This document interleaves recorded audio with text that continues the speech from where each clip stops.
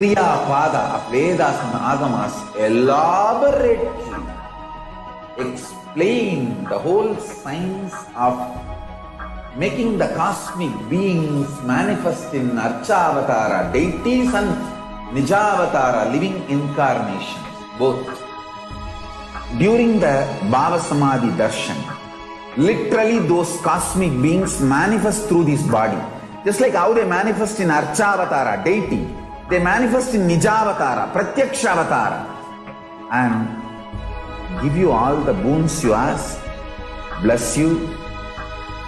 You see, each God is an independent intelligence to lead you to enlightenment.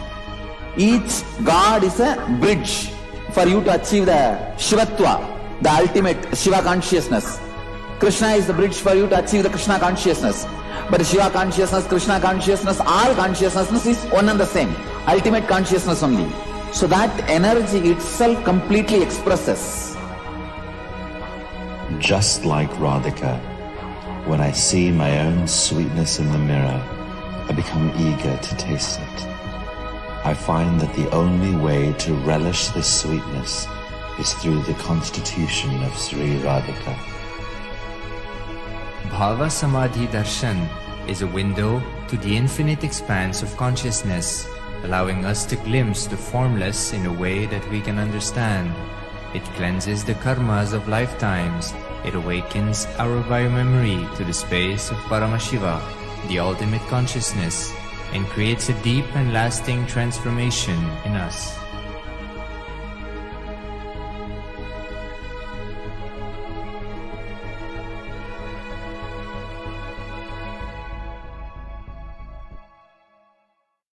I tell you, each Bhava Samadhi Darshan is a spiritual treat, enjoy. Spiritual feast, enjoy. Don't miss it.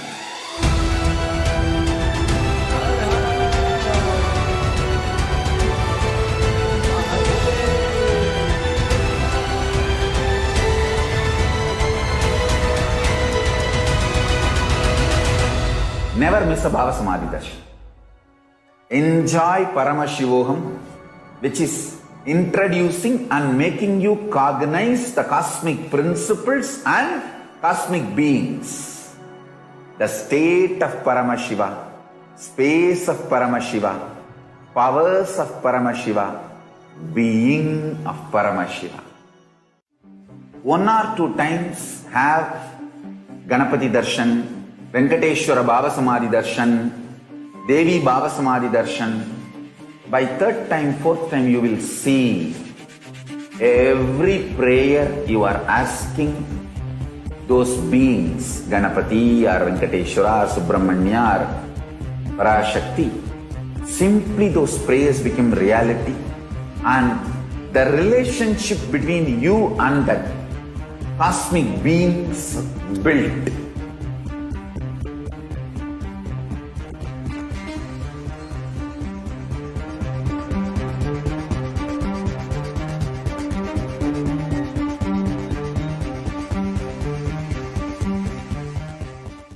There are some great spiritual sciences unique to Hinduism. Subtle, otherworldly, but definitive sign. Manifesting the cosmic beings in Archavatara, deities, in Nijavatara, living incarnations is possible. Understand? Kriyapada of Vedas and Agamas elaborately explain the whole science of making the cosmic beings manifest in Archavatara, deities and Nijavatara, living incarnations, both. During the Bhava Samadhi Darshan, literally those cosmic beings manifest through this body.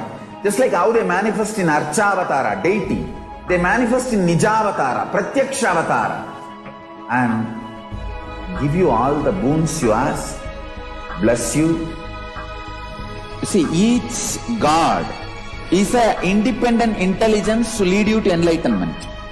Each God is a bridge for you to achieve the Shivatva, the ultimate Shiva consciousness.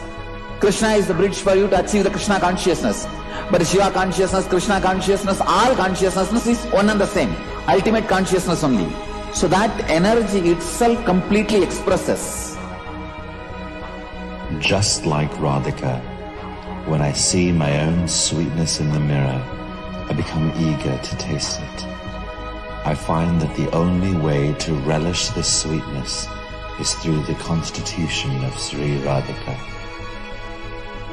Bhava Samadhi Darshan is a window to the infinite expanse of consciousness, allowing us to glimpse the formless in a way that we can understand.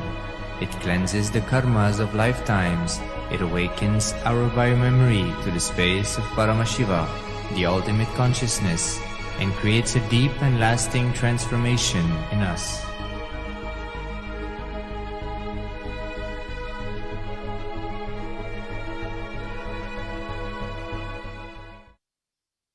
Yes, we're back.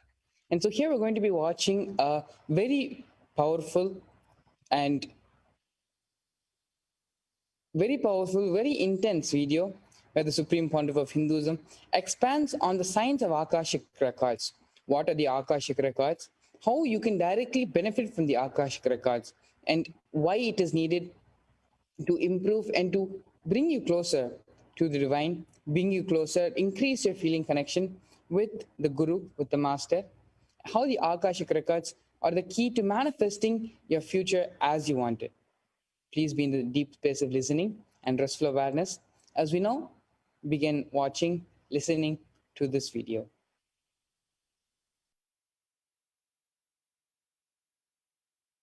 Very simple understanding.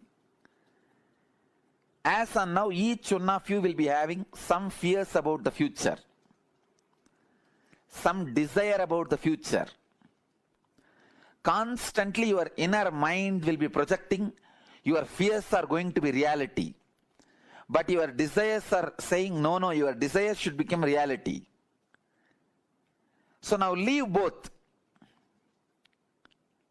Leave the fight to your fears and desires. You just back out in the fight without supporting fear or desires. Please understand, if you just distance yourself from your fears or desires, even now, just distance yourself, back out, and look at the future without any of the projection. You will simply be able to see your past, your future, your present. All three of them does not have watertight compartmented separation or boundary walls. It is just one flowing into the another. I can't even say another. One is synchronized into the another. The word another has to be used because no other word. It is just extension of one into another.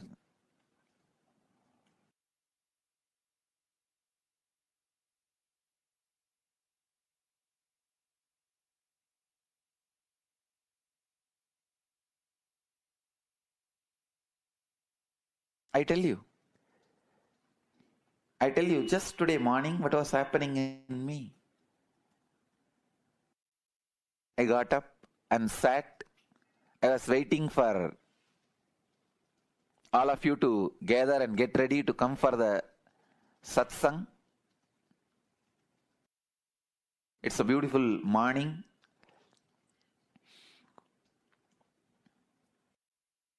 So naturally, being was settling into the samadhi.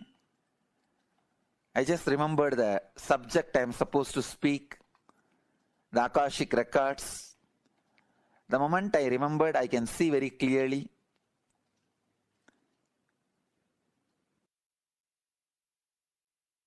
My fears about the past and the desires about the fears about the future and desires about the future, both have disappeared, both are not there. Just sitting on the pure inspiration, pure energy, I could see very clearly the past and future are not two different things. It is just extension of the other.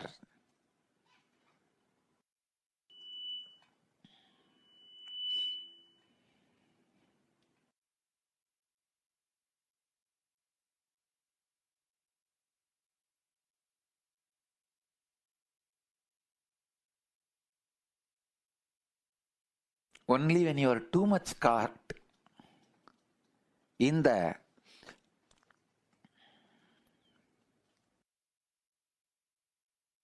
past,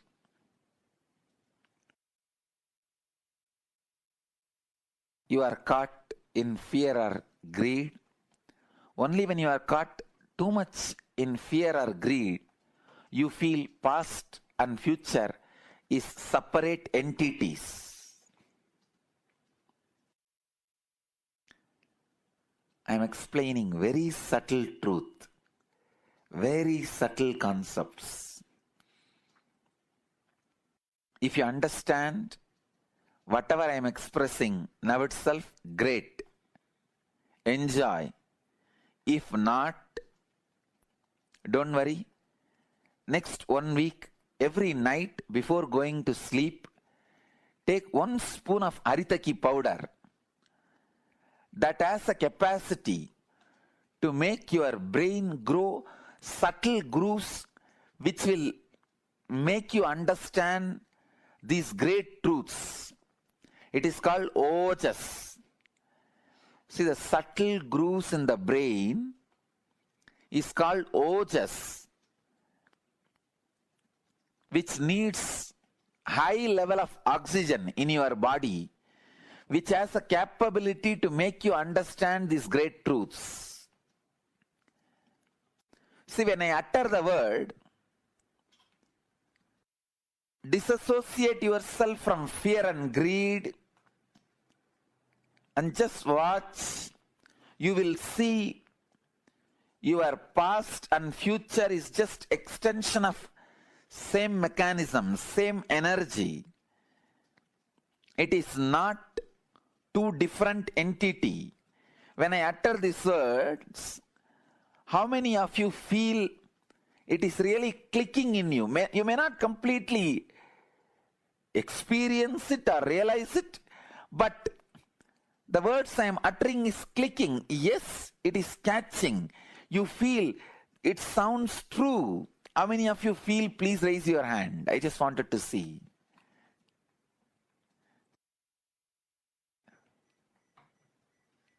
Great.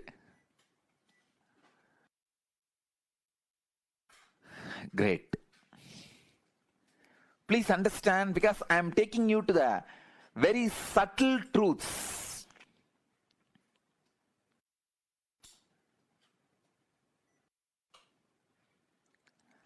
Akashic records are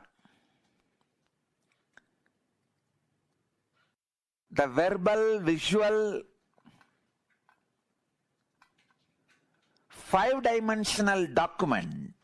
When I say 5-dimensional, I mean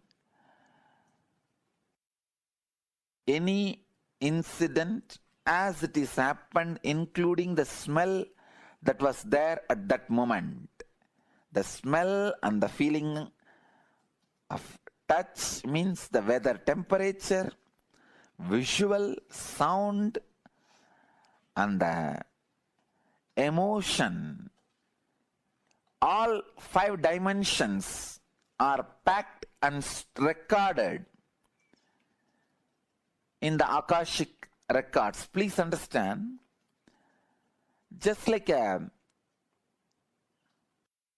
film in the camera captures 2 dimensions of visualization and verbalization. The video camera, visualization and verbalization, both are captured.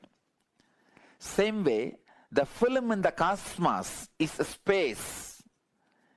In the space, all 5 dimensions, sound, visuals, smell, taste and touch, all 5 dimensions of whatever is happening is continuously getting recorded.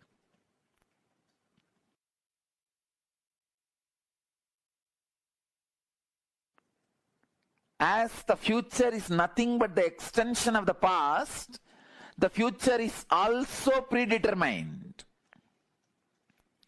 The major course of the future is predetermined. Please understand.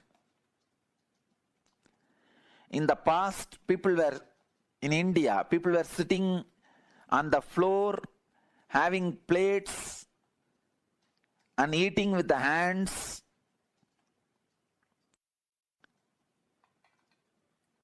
Idlis, the old breakfast. Then, now people sit on the dining table, use the spoons and forks, maybe eating pizza. In the future, they may be sitting somewhere, eating something, using something. That may change in future, but they were eating only through mouth in the past, now also only through mouth. In future also they will be eating only through mouth. That cannot be changed. So the major things in the past or in the present or in the future cannot be changed. Please understand, when I utter the word future is predetermined, realize the freedom in you. Don't be frustrated. All the frustrating parts of your past can be changed. Only the components and the parts which puts you in restful awareness are predetermined. Let me describe more clearly.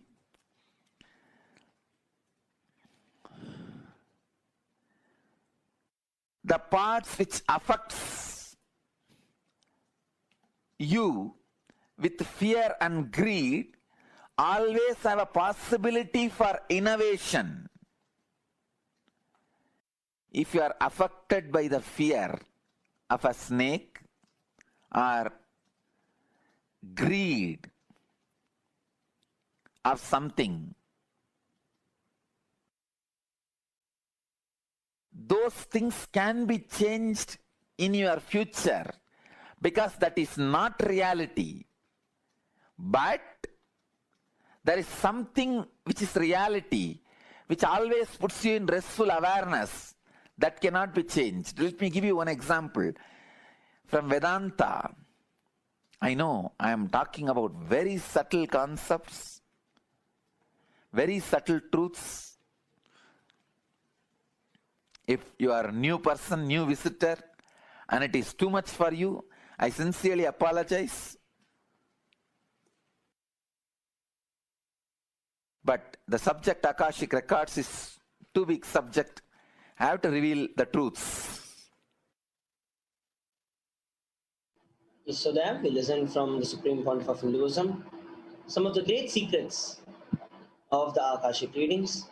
It's now time that we enter into the next segment. Please stay tuned. We'll be having Sri Nitya Tejo Mayananda Swami will be joining us and taking us to the next session.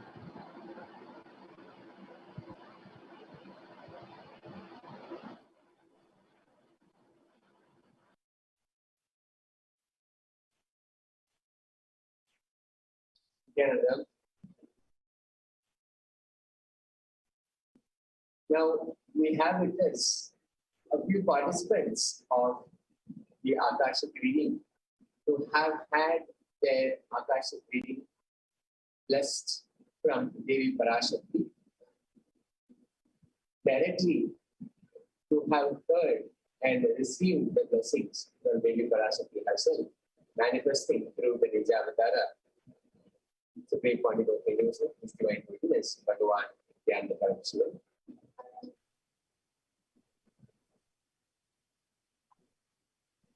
Now, we will hear from their experience. How did they prepare themselves for receiving the Akashic, and how they received it? And they received it when, first to start with, when your name is being mentioned, called out by Devi Parashakti herself, how it feels like. And then when the future or some new beginning is being created, a new life is being created for them, how it feels and how it will be manifests in their life. So let us hear from the participants who have gone through this spiritual journey. Now we have with us Gauri Bharataya and Nithyananda Vaya. Are you able to hear me? Nithyananda Maharaj, yeah, Nithyananda Swami, I can hear you. Yeah, thank you so much for joining us to be able to share in this program with all of the viewers about your experience with Akashic reading. Please, I request you to begin with giving an introduction for yourself, where you are and what you do, and then we can enter into your experiences with Akashic reading. Please go ahead, Aya. Yes, Swami. So, my spiritual name is Gauri Bharatananda. I live in New Jersey and I'm a software engineer here. And I've been following Swamiji for at least around 4 years. And this is the first time I've actually had the opportunity of seeing back-to-back Devi Darshan of Swamiji and hear from Devi herself. It's beautiful, Aya. And once again, congratulations and welcome to this program. So we'll be hearing from you your experiences.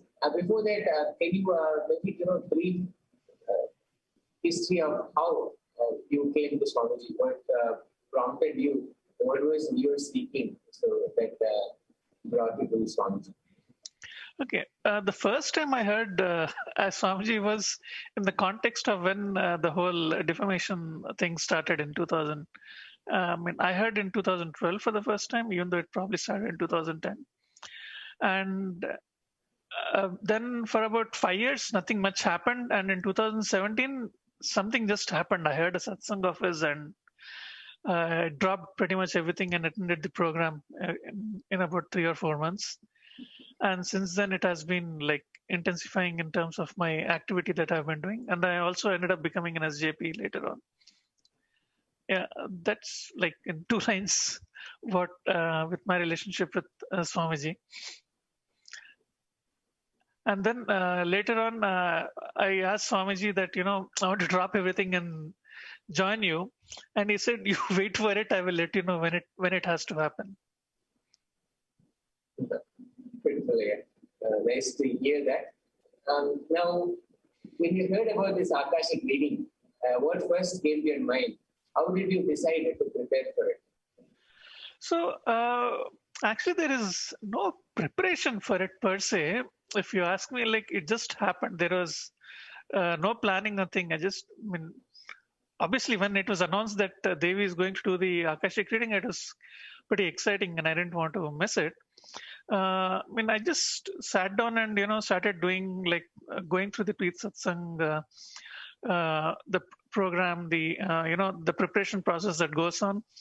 And as I attended more and more of these pre-satsang preparation processes, there was, pardon my French, but the uptightedness that I used to carry has been reducing a little bit. So it does help you open up, right? Like, for example, and you also notice, like, for example, when we are doing different Bhava Samadhi darshans, after a few darshans, you begin to realize your connection with that form of the divine actually builds up. It gets better and better every time you participate in it. Like, for example, like with Subram, I was not practicing Hindu before I came to Swamiji. but I knew about all the deities, right? Because I'm born in the Hindu family and all of that.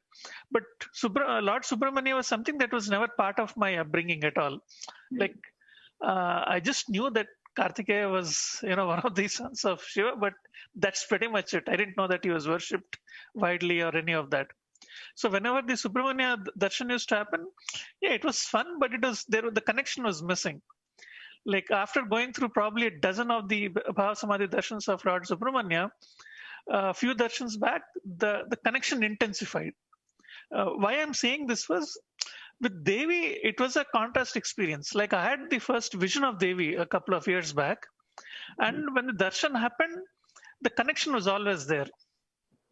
But what I didn't anticipate was the connection would get stronger and stronger with Devi, right?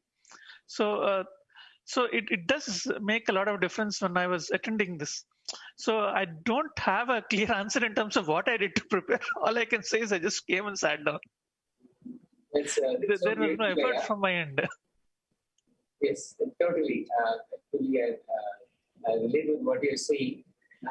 This is a promotion. This is a video clip that we keep playing here on Nithyananda TV, Kailasa's Nithyananda TV, where Swamiji mentions just one or few times you have the darshan and you will be able to create that unique connection with that form, that deity, and you will also see that the deity responds to you. He simply says, just watch the darshan, the Bhava Samadhi darshan, just once or twice, and immediately you will see that the connection will happen, and you will be able to relate directly with that form and that deity. And what you are saying is exactly that experience, what Swamiji said will happen. So beautiful to hear that.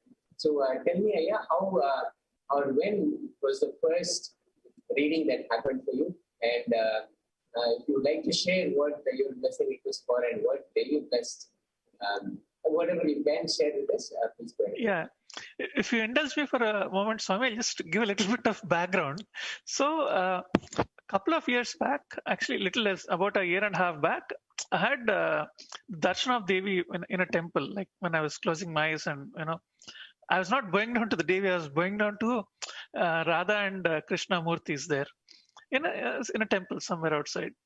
And then I had a darshan of Devi, right, in my dream. And then that's when maybe like, I think 3 months later, I got an opportunity to ask Swamiji, and during one of the Ask the Avatar clips that came in on Twitter.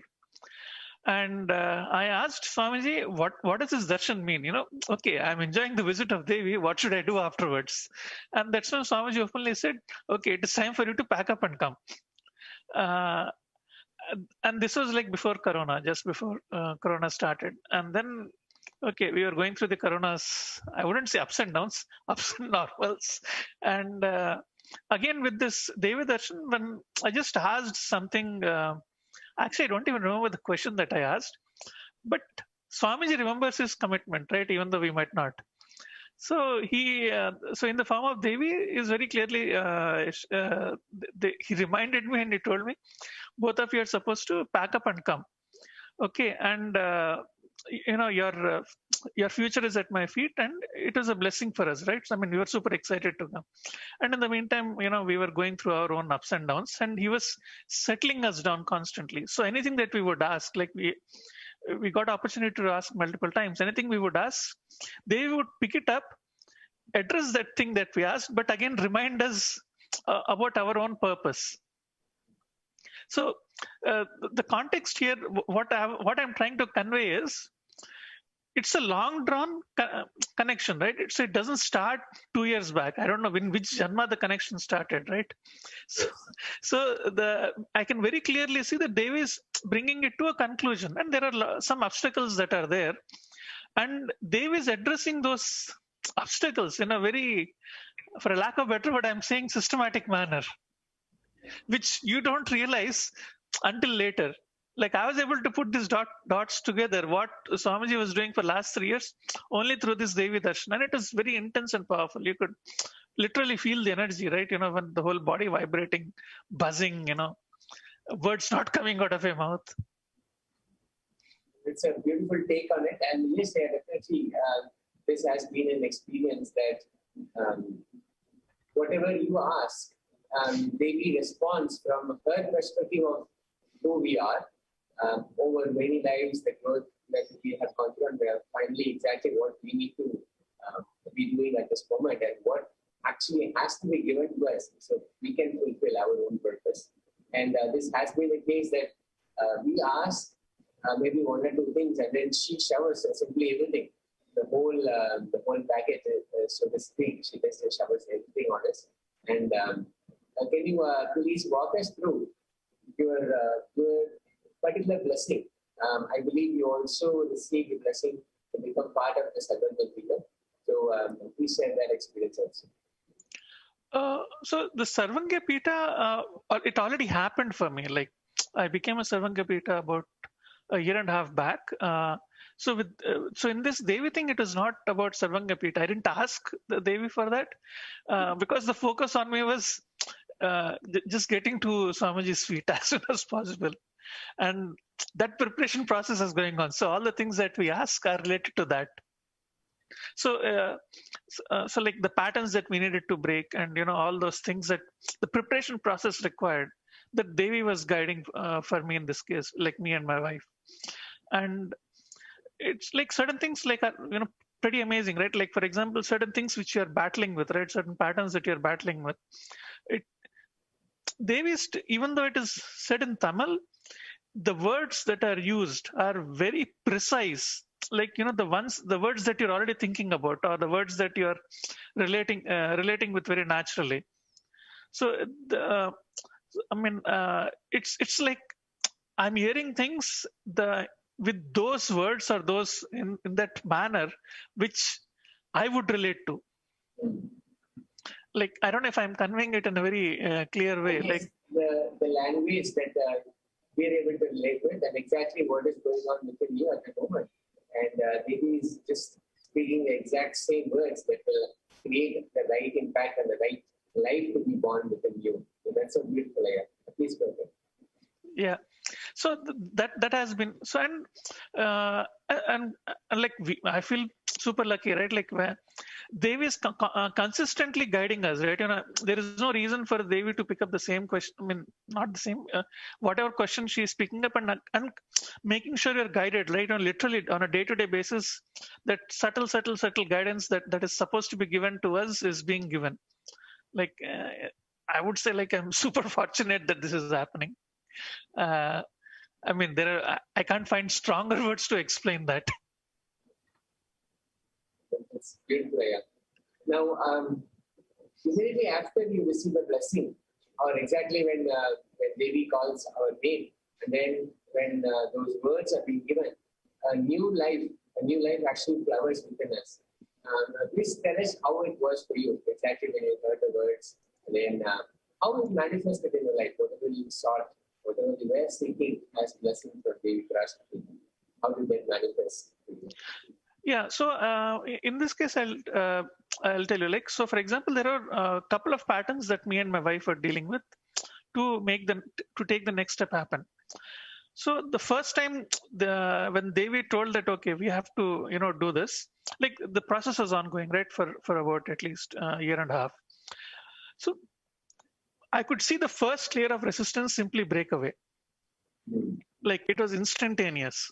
Like, the whole thinking that we had to bring in, it changed. It just, I'm just trying to find a more concrete way of explaining. So, okay. So so we know we had to drop our fears, we had to drop our patterns, like all those things before. That's the preparation required.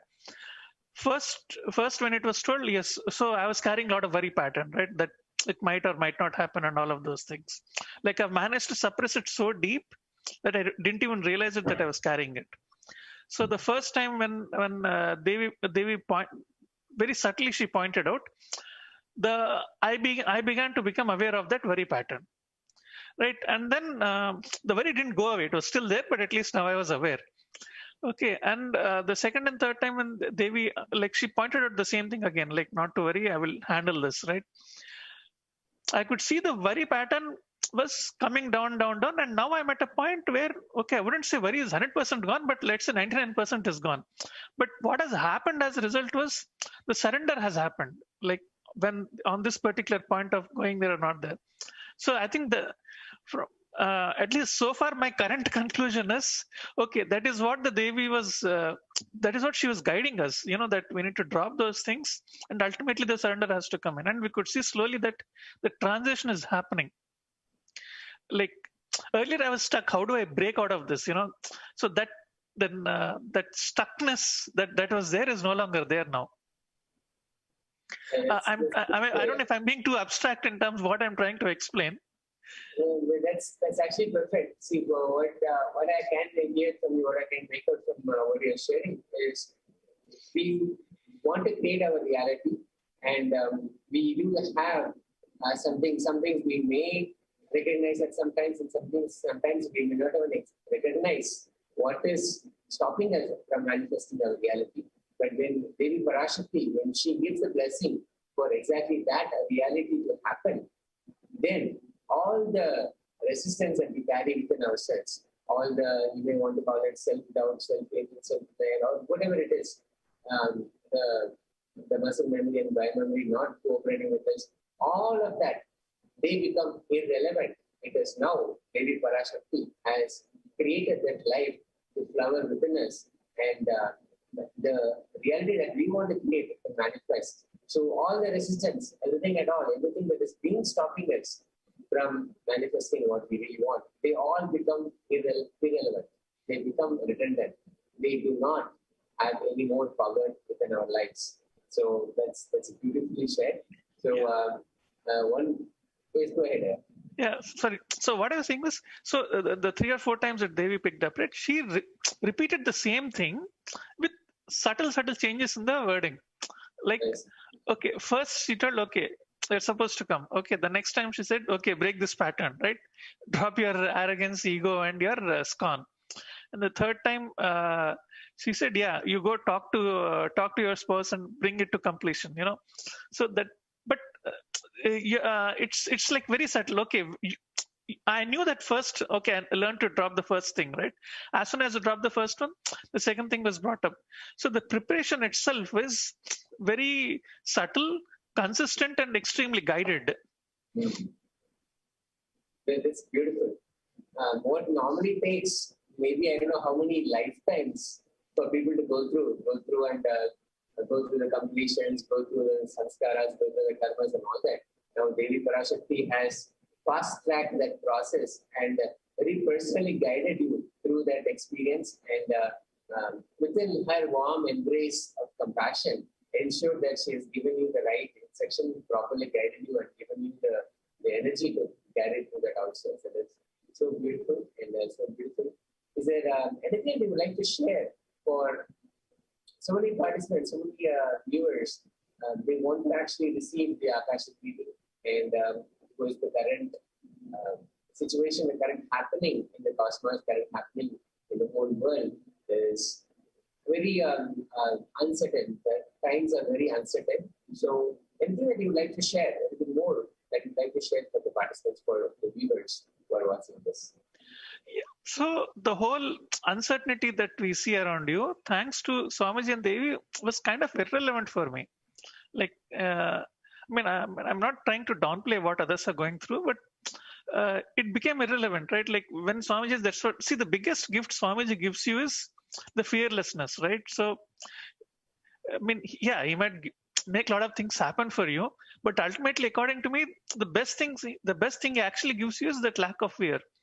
So when you're in lack of fear, then you're not worried about, whether these things will happen or this thing will happen. You're probably, quote unquote, only worried about, okay, how do I make this happen from here to here? It is not about if, it is about how. So what pattern do I need to break, or, what pathway should I do? Or sometimes even for many of those things, even that I'm not worried. Like, I'm just, okay, fine, let me just go ahead and do it. He will guide whenever he has to guide, right? So now in that, so you can either come with that approach. So you're automatically coming with a very powerful space, right? So you're coming with a powerful space and you're putting in doing whatever you need to do. And when you ask Devi or Swamiji, I'm saying based on my personal experience, when Swamiji or Devi responds, right? When they respond, they will just respond to you, which will lead to a breakthrough immediately. And for that breakthrough to happen, they will do whatever is necessary. It is not we doing whatever is necessary. It is Devi or Swamiji doing whatever is necessary. And it could mean they might just give you a subtle hint, or sometimes they'll be persistent about giving a hint, or sometimes the persistence could be a little bit more tougher, right? But whatever it is, they will do to make sure that anywhere you are stuck. If you need to cross a boundary, they'll make sure you cross the boundary. So if you come, at least from my experience or with the relationship that I have had so far, that seems to be working out very well for me. Maybe others might have a different take, but anyway, that is my take. Beautiful, Aya. Thank you so much for sharing. And once again, we'd like to thank you for joining us and being a part of this session and sharing your experiences with Akashic reading with all of the viewers. And I certainly hope that you will come back again and share more and more of your experiences with us. Thank you, Aya. Yes. We have with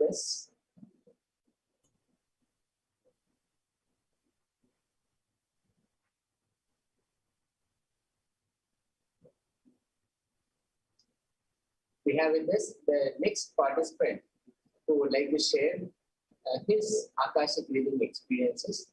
I would like to invite Sri Rajesh Aya. Rajesh Mohan, Nithyananda Maya, are you able to hear me? Nithyanandam, Nithyanandam. Aya, thank you so much for joining us. It's a pleasure to have you here. And thank you for joining at this moment to be able to share your experiences with Akashic reading.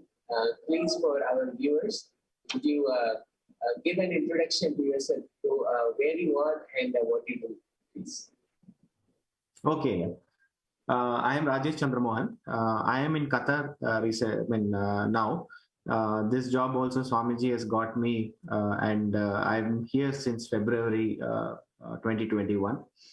So again, in the middle of pandemic, there have been a lot of changes. There are a lot of what I can say transformation which has happened in my life as well.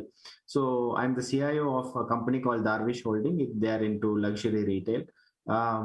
So that is my background. And coming to the Akashic reading from Devi Parashakti, what is one of the things which have been very, very clear, or something which is very striking for me, is that this is the third question which I have asked Swamiji and Devi Parashakti, and they have answered in a span of maybe 3-4 days. I never, one of the things which I never expected is, I thought it will take some time for Devi Parashakti to answer, but then when she answered, it was completely comprehensive. It started in a very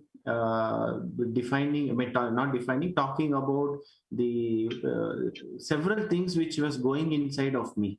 So one of the things was question marks, right? How much of is my devotion enough? What is the kind of devotion I have? So there were a lot of questions which I had in my mind. So Devi Parashakti started off saying that I recognize the seva you have done for me. I recognize the bhakti and the shraddha that you have for me. So that was completely fulfilling, because as disciples, devotees, we know that we are devoted, but what is that extent of devotion? And that acknowledgement from Parashakti and Swamiji herself is something was out of the world for me. So it started with that. And then complete description about what is happening in my life. I mainly asked a question of becoming SJP Karta. So it was like the amount of so Swamiji has been showering a lot of wealth, but when I look at in the length dimension, if you start looking at the calculations, it takes a period of time to accumulate that kind of wealth which is and contribution which is required for Karta. So then there is something extraordinary which needs to happen. So for that extraordinary breakthrough is what I was looking for, and I was never getting that breakthrough so far. So then, when Devi Parashakti gave the Arulvaku, it was like a complete fulfillment of saying that this is the current situation, this is how you are, this is what I am blessing. And it's not a simple blessing, it's goes with lot of things in Tamil. If and Tamil or language which Devi Parashakti speaks, it is not the wealth creation alone. There is, in terms of how do you generate the wealth, what is the context in which you're generating, what is the knowledge which goes in that, and how do you react to those situations, and finally how do you handle the whole situation. Suppose, for example, suddenly we get $1 billion, we will not know what to do, we will completely go mad, right? So in that way, how to handle it was the complete answer. Then came, and one of those very striking things was there were answers for which I have not asked questions. For that also Devi Parashakti has answered. So completely end to end, talking about my father, how he has attained the Sahaja Mukti, where he is, how is he doing. All of that is something which Devi Parashakti answered. And then finally said that I will take care of you, and that comfort feeling that she is there for me, Swamiji is there for me, is amazingly fulfilling. So today at this moment, I feel completely fulfilled.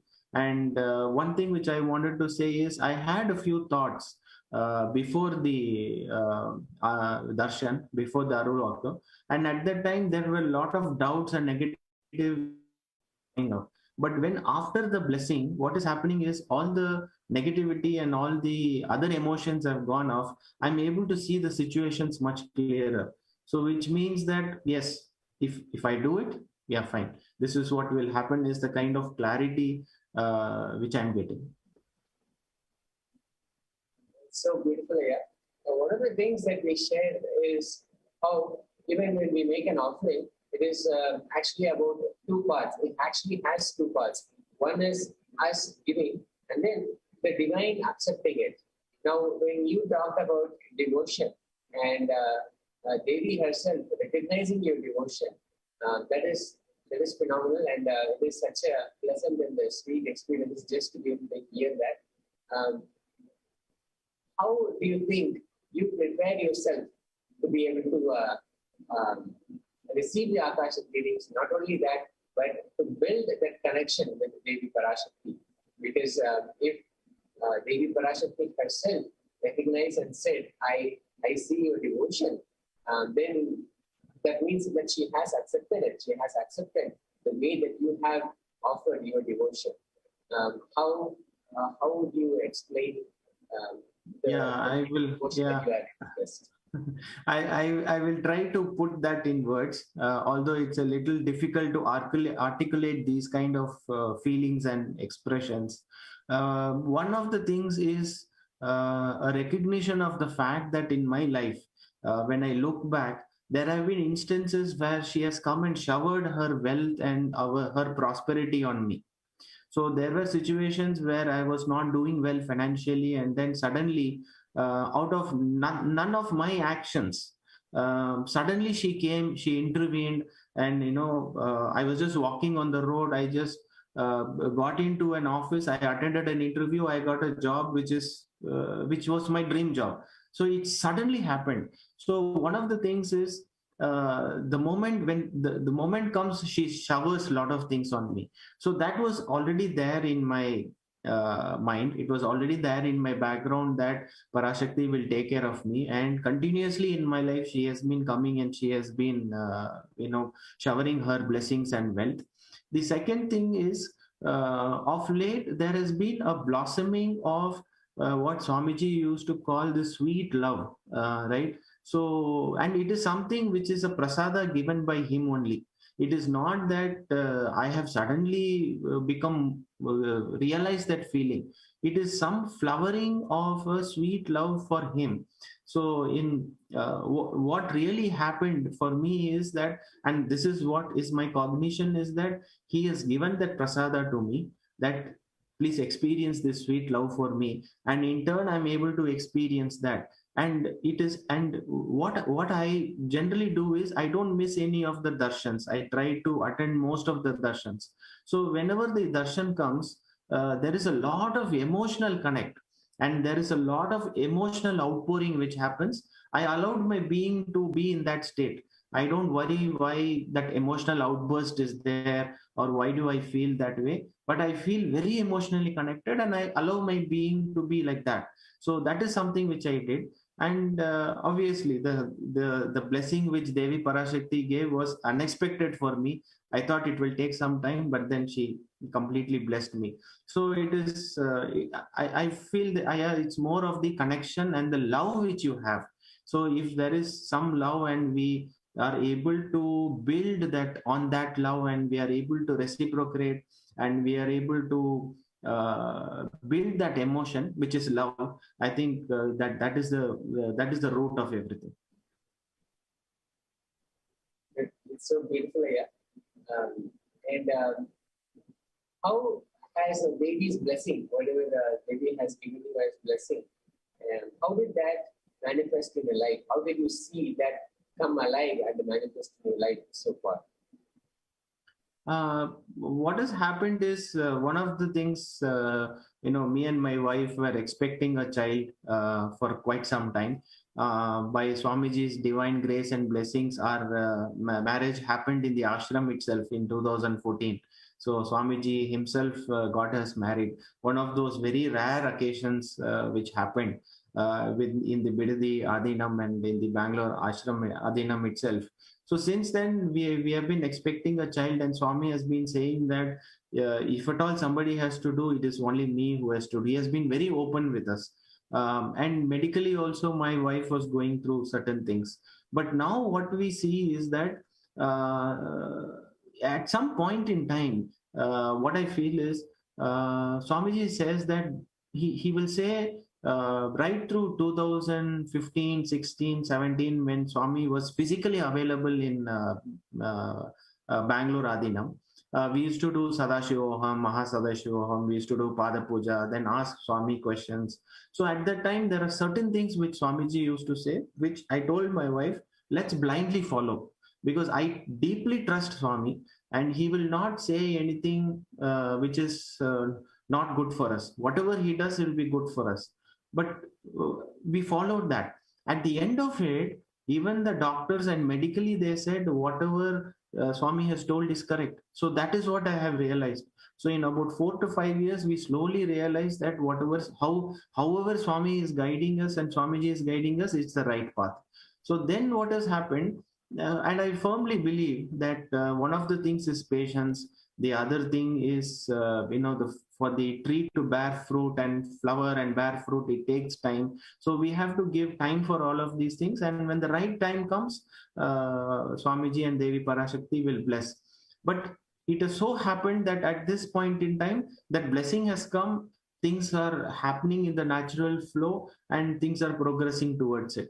So I don't know, sometimes our human mind says it is coincidence, but it is not coincidence. It is the blessing, it is the timing, it is where we are in the journey, all of that coming together. And Swamiji, as what he is, an avatar, an incarnation, he makes all the things happen around us in such a way that it beautifully aligns. The entire cosmos aligns. So there is nothing to worry about and fear about. That's excellent. Yeah. That is a beautiful way to put it. And so now that you mentioned this part of the blessing, you probably are also aware, and from I believe you are in the Middle East, and this is also a global pandemic right now, and we see so much of destruction, so much of people needing healing. And with that respect, what is it that you see? What is it that you feel you would like to share with the viewers all across the world? At one side, we have Devi Parashakti, who is making herself more and more available, more and more compassion, just giving her blessing. And then we still have so many people who require that healing presence and the compassion of Devi. So, what would you like to share with our viewers? Yes, Aya. I mean, it is no doubt, or it is clearly there is no doubt that the entire world, especially India at this moment, the pandemic is raging very badly. This started somewhere in December 2019, and if you recollect, it's been almost about 15 months, which is a very long time. What has happened, especially with me, my family, is that we at any of this point since the pandemic started, we never had any kind of fatigue, we never had any kind of fear. If we have to we quarantined ourselves in our house in Bangalore for 6 months. For 6 months we never stepped out. It was me, my wife, my mother, all of us were together. And Swamiji gives us darshans, he gives us satsangs, so he gives us the knowledge. In between, the effort for Nithyanandapedia started, and I joined the Nithyanandapedia team. There are so many things which happened externally apart from pandemic. In fact, I lost my job. I have to return from Saudi Arabia. So I asked Swami, this is what has happened. Please tell me what to do. He said, don't worry, I will get you another job. In the meantime, please come to India. And the way, step by step, the way the flight tickets were booked, the way the exit happened out of the country, the way quarantine happened, how we came home, every step by step, everything went so smoothly. And it is all because of Swamiji's blessing. And then we were in quarantine for 6 months. Quarantine in the sense that we self-quarantined ourselves because we didn't want to go outside.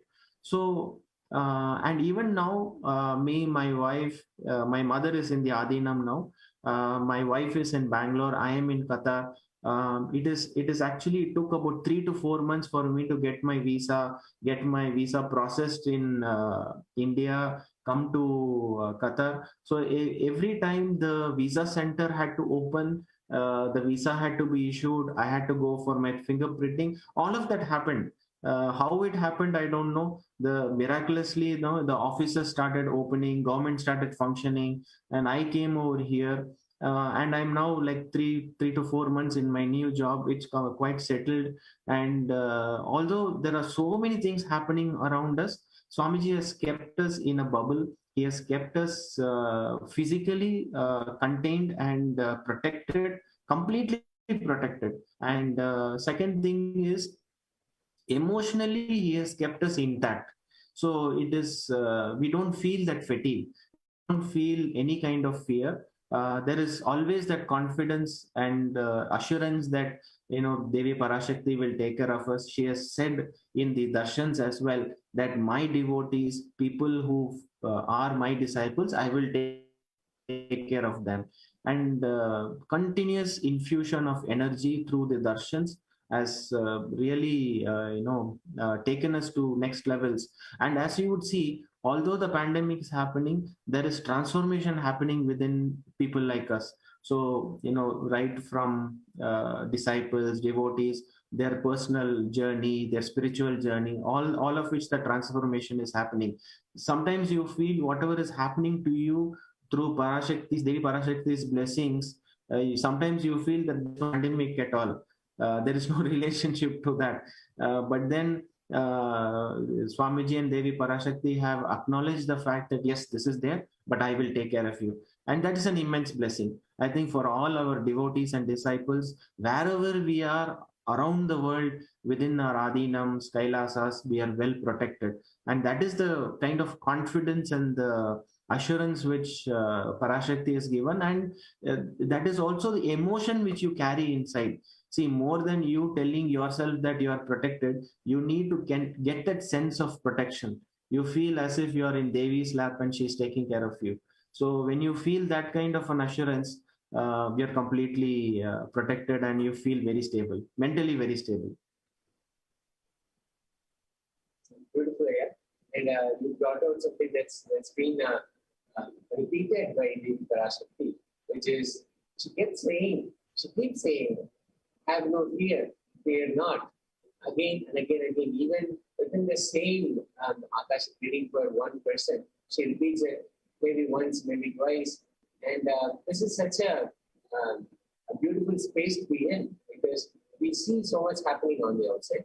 And there's definitely uncertainty, and there is so much of a worry and fear that is possible.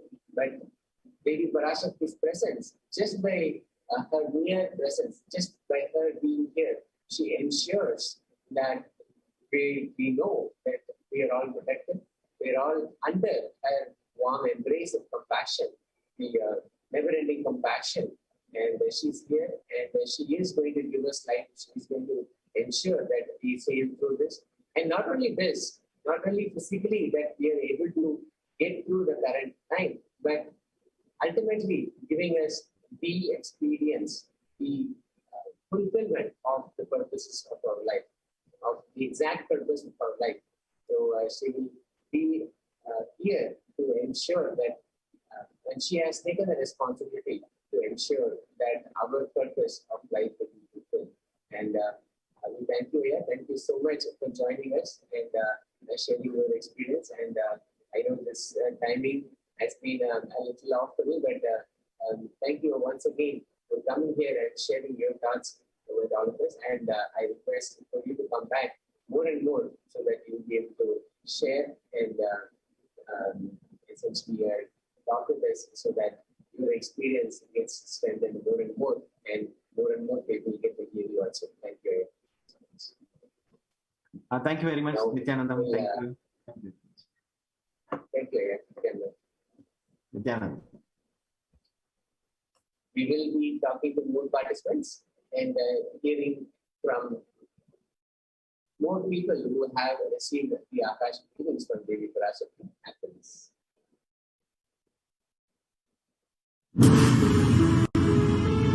All powerful cognitions, knowledge, only when you live, power manifestation and possibilities manifestation happens. This is a fundamental truth.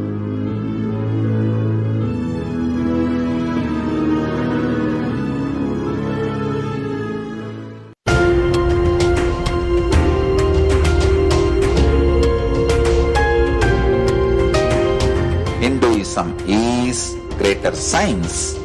We do everything centered on greater science of cosmos called Vedas and Agamas. That is the branding of Hinduism. That is the core center of Kailasa. That is the way Kailasa should manifest and live.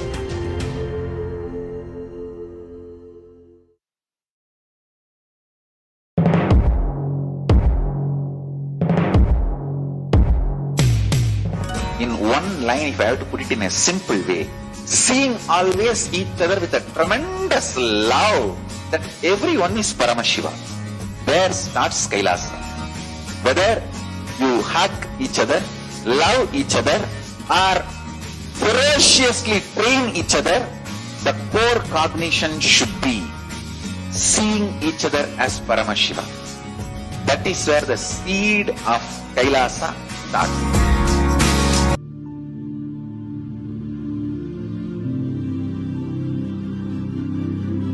I will revive Hinduism. I am a Hindu revivalist. Not by any revolution, but by evolution.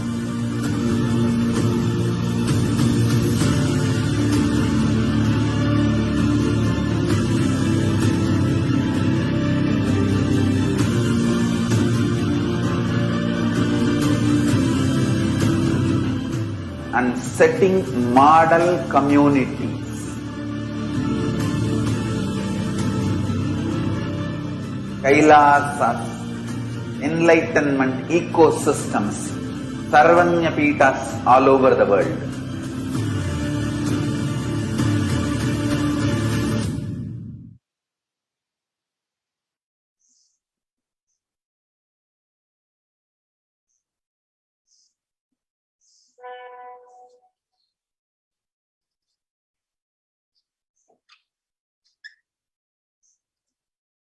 Nithyananda, welcome back all of you. And we have our next participant of the Akashic reading with Devi Parashakti, who is ready and available to share with us his experiences. Nithyanandam, Maitri Patel, Sri Maitri Patel, Nithyanandamaya. Are you able to hear me? Looks like you're muted. Can you please check if your audio is okay? Yeah, if your microphone is unmuted. Yes, Nithyanandam, can you hear me? Yes, Nithyanandam, and it's so nice to hear from you. Thank you so much for joining us. Yes. Maitrik, I just wanted to ask you this. I've been meaning to ask you this. Every time, of course, we've been seeing Devi Parashakti come out in her compassion, come out in her showering of blessings. But what I have noticed is, I think more than once, she has given you blessings. And whenever she gives you the blessing, she's been showering and showering and showering. So I just wanted to ask you, what is the secret behind that? I mean, I don't even know there's enough words in English language to describe what I feel about her and to just like her qualities. She's so caring and compassionate, and just I asked for what I felt. I asked for little pebbles, and then she gives me the whole Kailasa. Like that's how this doesn't even compare. Like what I originally asked for was like, just let me relate to my body in a third person view. And then she just goes, is like, no, your body is mine, your soul is mine, your life is mine. So I'm like, my God, so what is there's left? I don't have anything that's mine. It's only her that exists. There's no me or I. It's only her. She's just giving me the ultimate blessings, the ultimate boon for I don't know what. I mean, I don't know, maybe you'd have to do thousands of years of tapas to get, she's making herself so available anywhere across the world. I'm sitting in like West Texas in the oil fields, and I could just tune into her directly without having to go in ashram and physically do all that. And she's making herself so available, down to earth, so patient, so giving. She's just pouring on people. Absolutely, and you received the blessings at least twice. What I have seen so far. But talk to us about how that has been. Like when you heard about the Devi Parashakti readings, what was the first thought that came into your mind, and what did you decide that you were going to ask? You mentioned something about to be able to see your body from a third person's perspective. How did that come about when you heard Devi Parashakti is giving Akashic readings? How did that come about as the first thing to ask her? No, I didn't even think she would answer. Like the first time they offered it, I was working outside, and I was only holding my phone, and it's like, oh, I'm not even on two-way. Why would she answer me? And I just threw that question out there because I wanted to see that third person's perspective. Like Swamiji had revealed that during his deep samadhi. He's like, when you relate to your body in third person, like enlightened beings do that, and the fourth person is incarnation. So I was like, let me relate to my body. I just asked her that one boon, like that small little, let me just relate to my body in third person. And then she just says, no, forget all that. Your whole body is mine.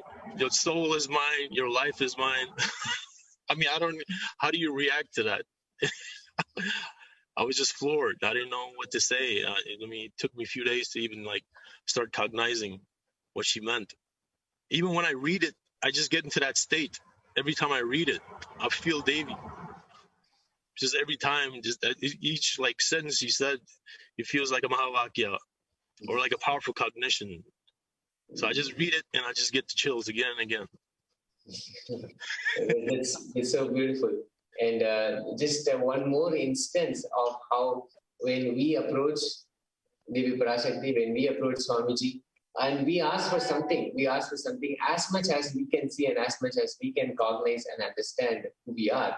But truly, who we are is only something that Swamiji or Devi Parashakti can see, and only from that perspective, they give the blessings. So that is so beautiful. So what did you do after this? Like, how did this blessing, you mentioned that it took actually a couple of days to even get a wrap around what she actually shared with you, what she blessed with you. So what has changed since that blessing? No, I just feel, and I stay in that moment. I mean, that bliss all the time. Because even if I feel a little down or anything like that, I just read those statements again. It's like, no, your body is mine, your life is mine. That's just the first question. I asked her three.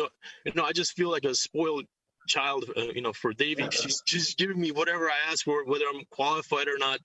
I mean, she's not even asking for requirements, any tapas to be done. She's just pouring it left and right to anyone that asks. And not even that, to the depth level, like she's like, okay, not only do I give you 7 boons, but I'll give you those 2 that you didn't ask for.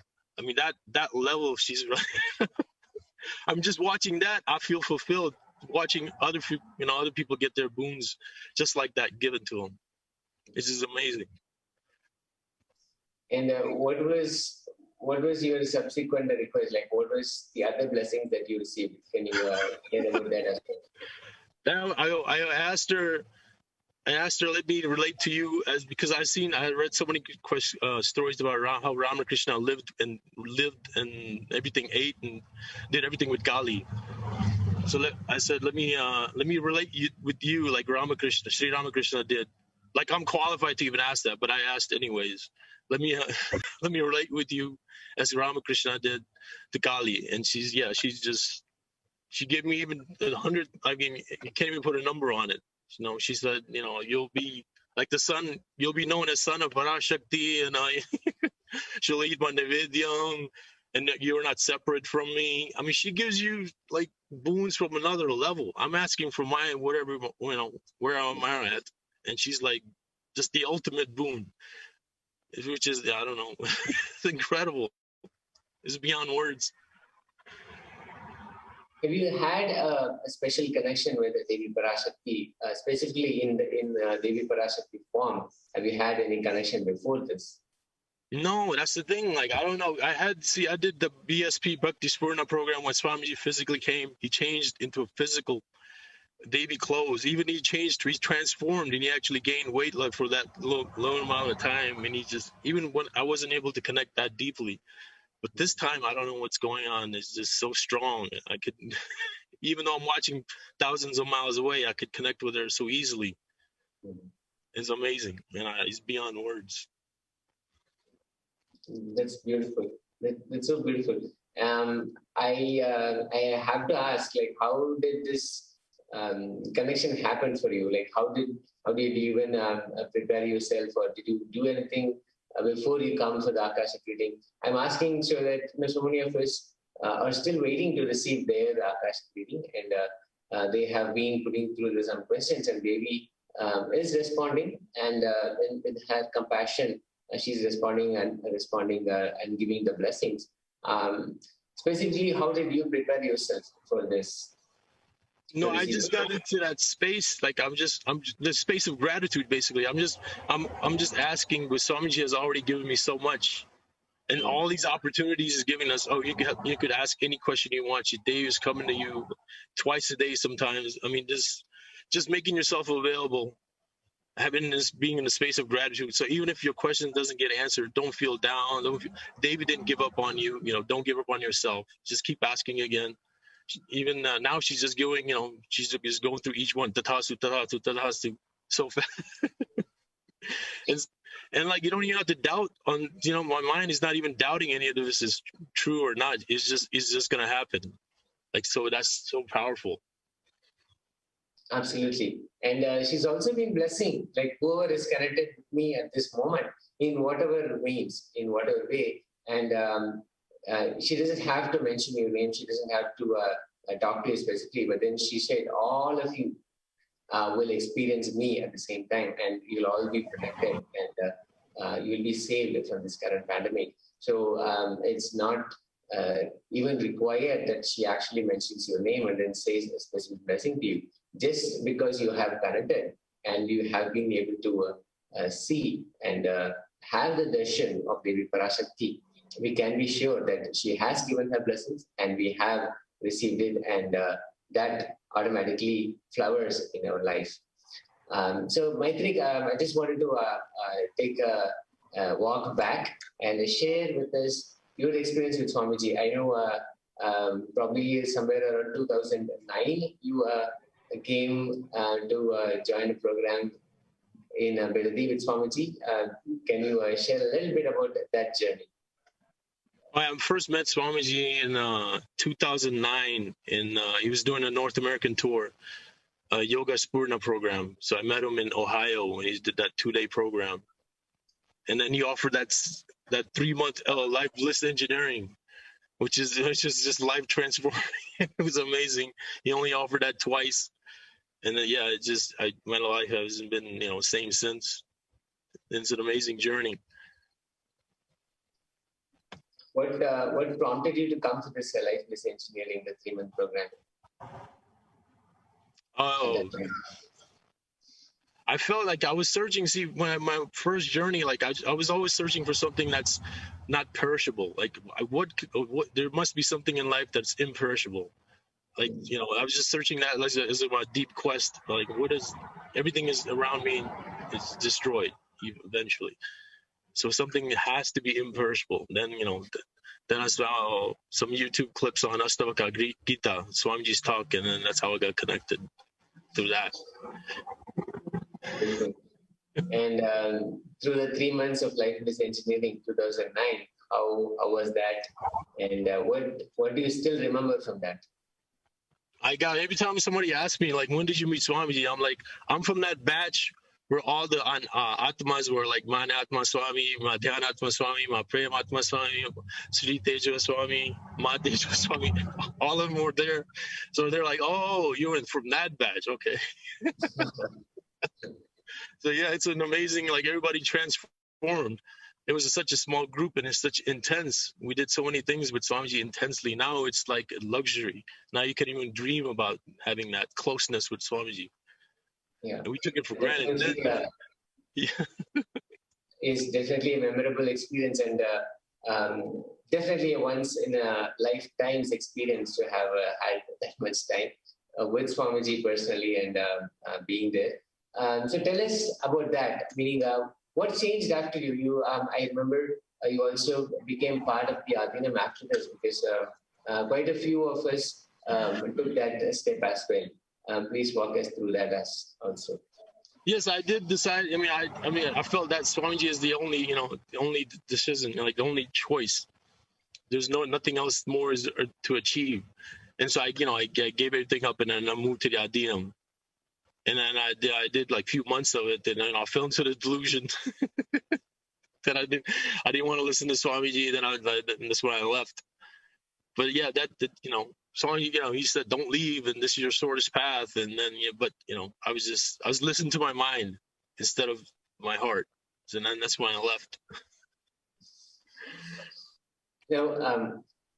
Now, since you are also part of the Sarvagna Pita, and you've been a great support also. So tell us about that experience. How did that come about? Oh, I started like before. I didn't even know what Sarvagna Pita was. I just started I just made a sankalpa to myself, like till my last breath, let me contribute to Kailasa. It's gonna happen with or without me. So instead of watching it in the sideline, let me be part of it. Let me share. Time, treasure, talent. So, and then one Satsang Swami talks about state and status. So I only followed state. Like the status will come as a side effect and after effect. So let me just follow. So I shifted from what can I get to what can I give. I shifted from me to you. Just made that shift. And the status just comes to you as a side effect. Like SJP just came as a side effect because I decided, let me just contribute. No matter the amount, it's just as much as I can, as often as I can, I'll contribute. And it just happened like by itself without giving my effort, really.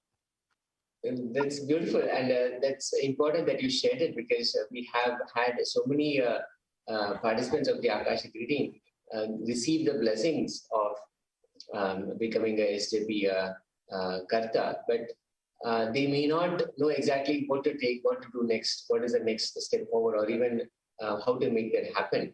And of course, Devi Parashakti has time and again said, I will make it happen through you. She even took that responsibility off of us, and then she herself said, I will make it happen through you.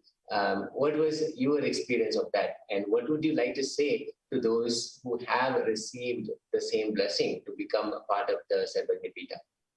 So I was just saying, just forget about that status of serving a pita, karta, yajaman, whatever it be. Just focus on contributing as much as you can, as often as you can.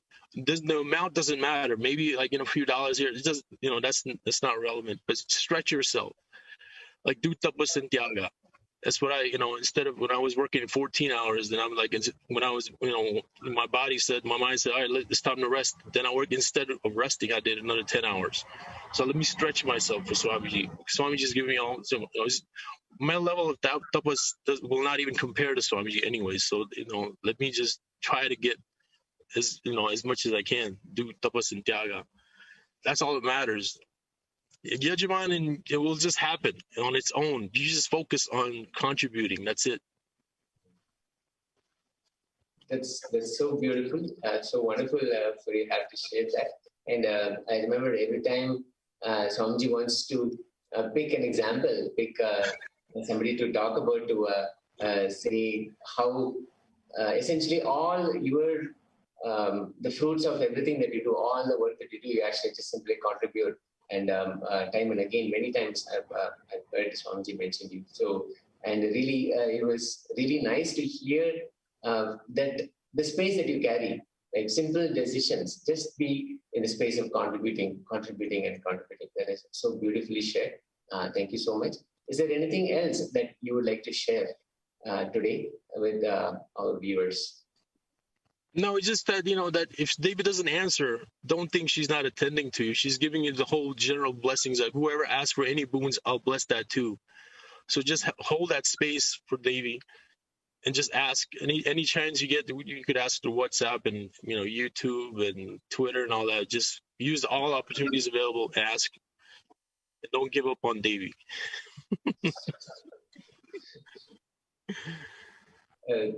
Thank you so much, Maitrik. It was a real pleasure. Thank you for joining us today and sharing with all of our viewers your experiences. And I really hope that again you'll be able to join us and then share once more.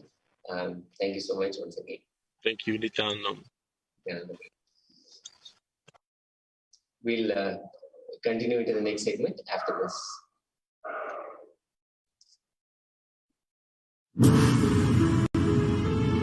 All powerful cognitions, knowledge, only when you live, power manifestation and possibilities manifestation happens. This is a fundamental truth.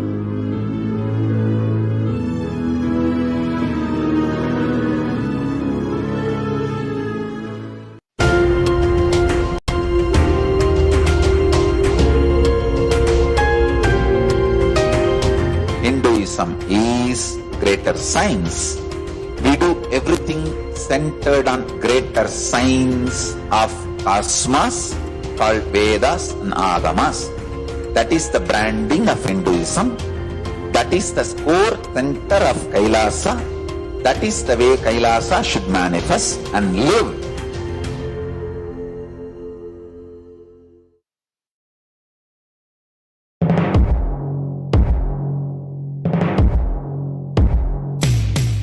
In one line, if I have to put it in a simple way, seeing always each other with a tremendous love that everyone is Paramashiva.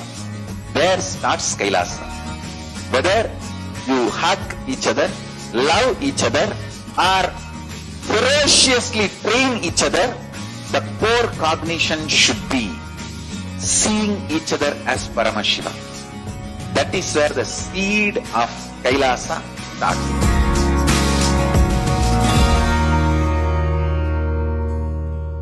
There are some great spiritual sciences unique to Hinduism. Subtle, otherworldly, but definitive sign. Manifesting.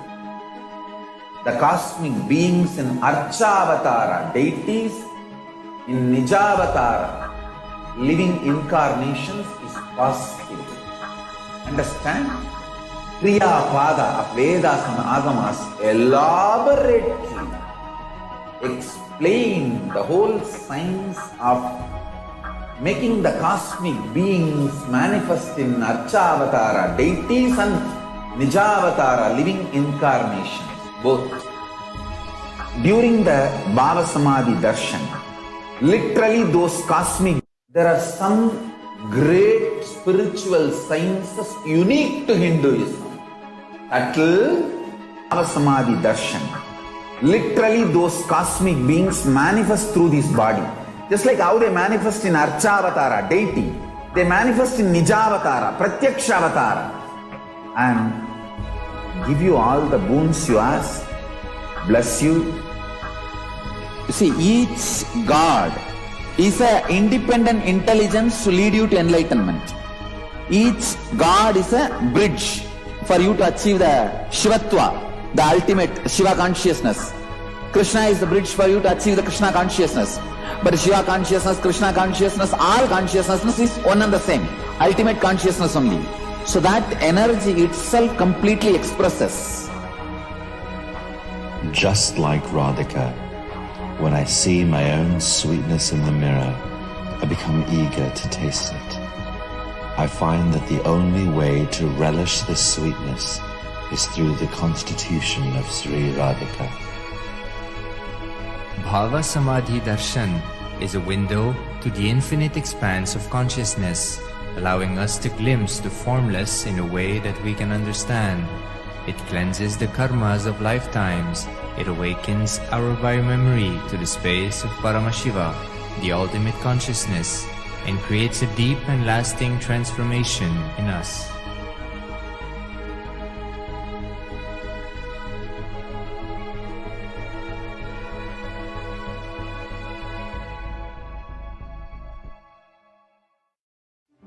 One or two times have Ganapati Darshan, Venkateshwara Bhava Samadhi Darshan, Devi Bhava Samadhi Darshan. By third time, fourth time, you will see every prayer you are asking those beings, Ganapati or Venkateshwara or Subramanya or Parashakti. Simply those prayers become reality, and the relationship between you and that cosmic beings built.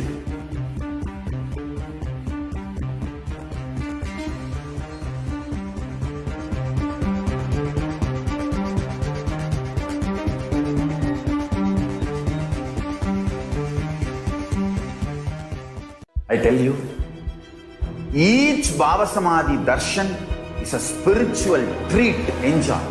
Spiritual feast, enjoy. Don't miss it.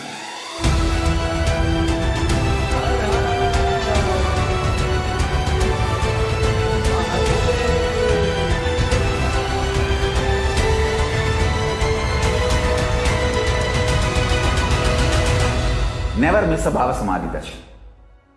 Enjoy Paramashivoham, which is introducing and making you cognize the cosmic principles and cosmic beings.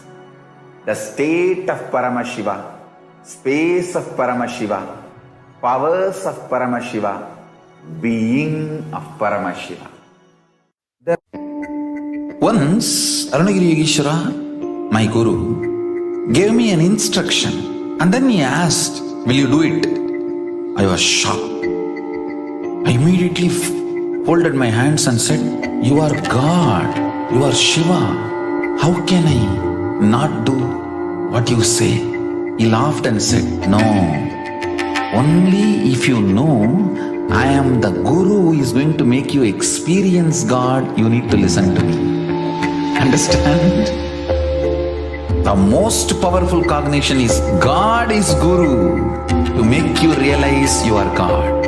Only then you will achieve enlightenment. Guru is the manifest form of Paramashiva. Paramashiva is unmanifest source of Guru.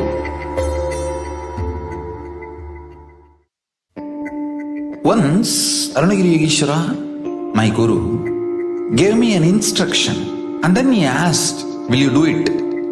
I was shocked. I immediately folded my hands and said, "You are God, you are Shiva. How can I not do what you say?" He laughed and said, "No, only if you know I am the Guru who is going to make you experience God, you need to listen to me." Understand? The most powerful cognition is God is Guru to make you realize you are God. Only then you will achieve enlightenment. Guru is the manifest form of Paramashiva. Paramashiva is unmanifest source of Guru.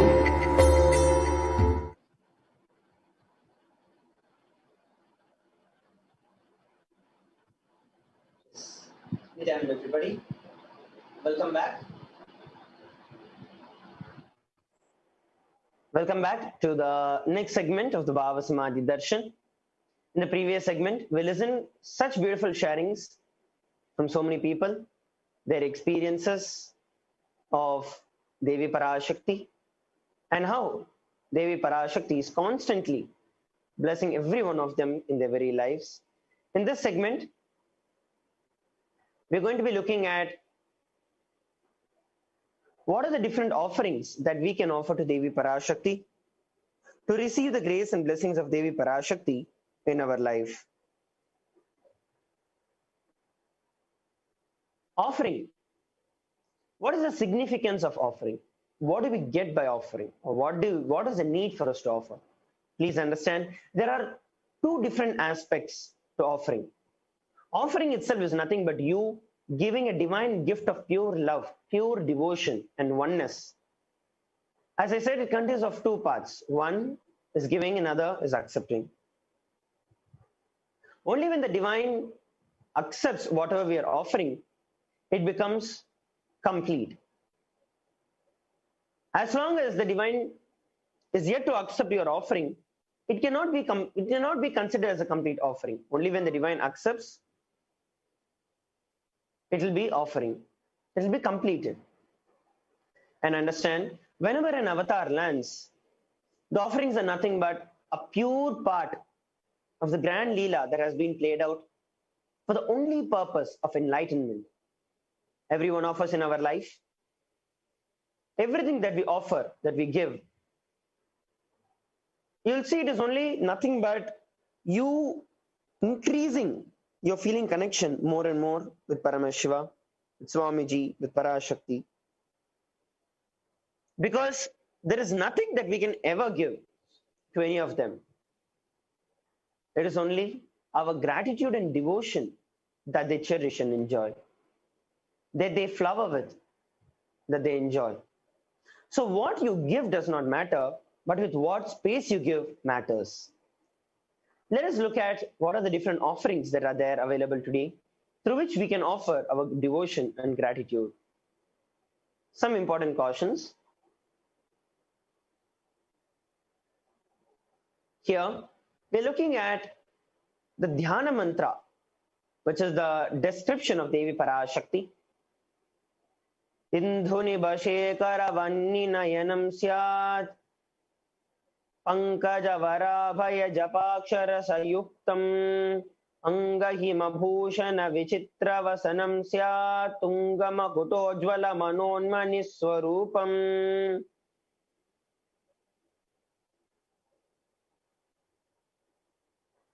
The beautiful meaning of this verse: moon-like face holding Vedas on the hand, fire in the eyes with lotus flowers, gracing and blessing hands on one hand with the Japamala, beautifully decorated with jeweled ornaments in wonderful clothes and shining pink crown. Her name is Manonmani. So that is a beautiful description of Devi Parashakti. Another beautiful description: Dhyaye Devim Trinetram Shashini Bhavadanam Vedahastam Dadanam Savye Padmam Varamabhavare Chabaye Chakshamalam Divyairabharaneir Vibhushitatanum Brahmadibhih Pujitam Devi Meva Manonmani Pratidinam Kamartadatrim Shubham.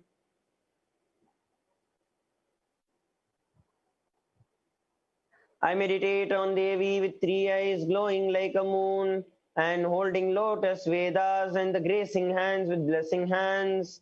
She is wearing beautiful ornaments. She is worshipped by Brahma and other many gods, and she showers auspicious moons for all actions every day.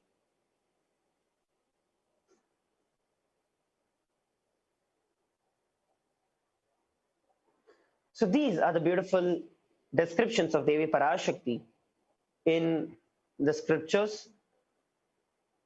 Let us understand about this divine element gold.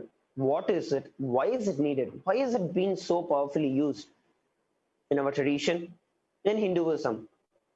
Before we look at the offerings towards Devi Parashakti, please understand gold is a divine element.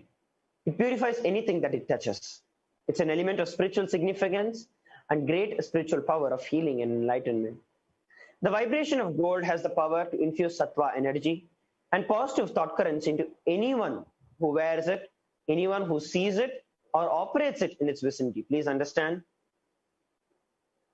The gold itself is a metal and is the highest superconductor of the superconscious energy. Not just the physical current, electricity, but it is the most purest metal to hold the energy to conduct the powerful superconscious energy that is given, that is shared, that is infused into every one of us by our beloved Swamiji. The vibrations of gold, the more and more you wear gold, the vibrations that are released from the gold, you will see that immediately it brings you back to a high powerful state. Gold is present in all scriptures. The Vedas, the Agamas, the Shrutis, Smritis, Itihasas, Puranas. In every Hindu scripture, gold is abundantly displayed, abundantly spoken about, mentioned, that it is the most auspicious and the purest of the metals, which purifies our very being. Please understand, not just the external body or mind, but very being itself. In the Hindu civilization, everything was built in gold, exchanged in gold. Ritual feasts were offered in gold bricks. When one has to be saved from life-threatening illnesses, gold was offered as a ritual fee. Gold was in abundance and used for weighing equivalent amount of commodities, including cows. Please understand, including cows were weighed and given in gold. Kingdoms were built with huge doors of gold. Streets would have huge columns and huge archways made of gold. Horses and cows were dressed and decked in gold. The Hindu civilization thrived on the banks of the rivers of gold. The Indus River was called the Hiranmaya, the river of gold in the Rig Veda. The river Saraswati is called the Hiranyavartini in the Atharvana Veda. Gold is the supreme element for offering of gifts to the ones that you love and revere. Temples are constructed in gold, paved in gold, deities made in gold, decked in gold, adorned in gold, because these gold preserves the enlightenment energy for thousands of years to come and lasts forever. Especially when energized and offered to a living incarnation, it brings about irreversible transformation and so much of powerfulness and wealth completion in your life. So the first offering to Devi Parashakti is the e-hundi.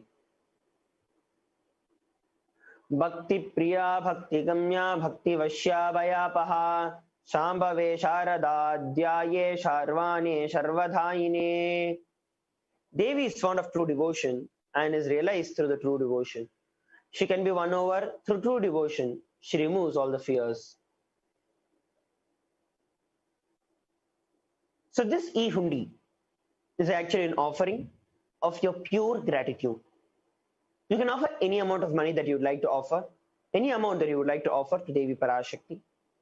And this is something that you could use the YouTube super chat for offering. We'll be seeing how you can do it during the later part of the segment.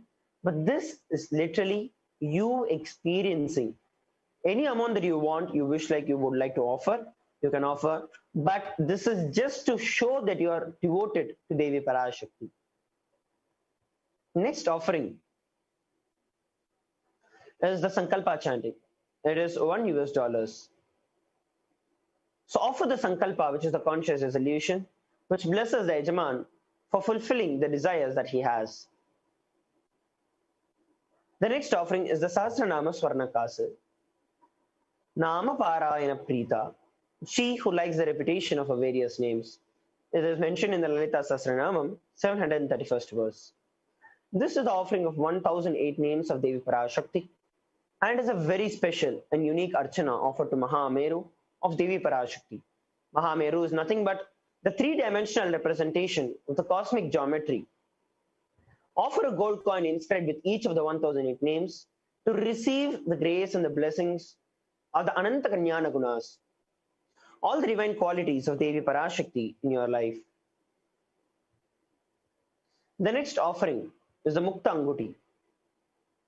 I bow down to Goddess Meenakshi, who has the crown, has her garland of pearls, face shining like a full moon, who wears the anklets that are studded with gemstones and has small bells, who is shining like the splendor of lotus, who grants all the wishes, the daughter of the mountain, who is worshipped by the goddesses Vani and Rama. I remain ever bowing to Goddess Lakshmi, the ocean of compassion. Muktaharala Satkirita Ruchiram Purnendu Bhaktra Prabham Shinjannupura Kinkini Manidharam Padma Prabhava Suram Sarvabhishta Pradhangiri Sutam Phani Rama Sevitam Meenakshim Pranatosmi Santatamaham Karunyavaranidhim. This is a beautiful verse describing about the offering of the finger ring to Devi Parashakti. Offer the pearl ring to receive the blessings of Devi Parashakti, to be showered with her compassion and pure love in your business, in your career, and in your wealth manifestation. The next offering is the Swarna Padma Pushpa, the golden lotus. There are multiple references about the lotus in our scriptures.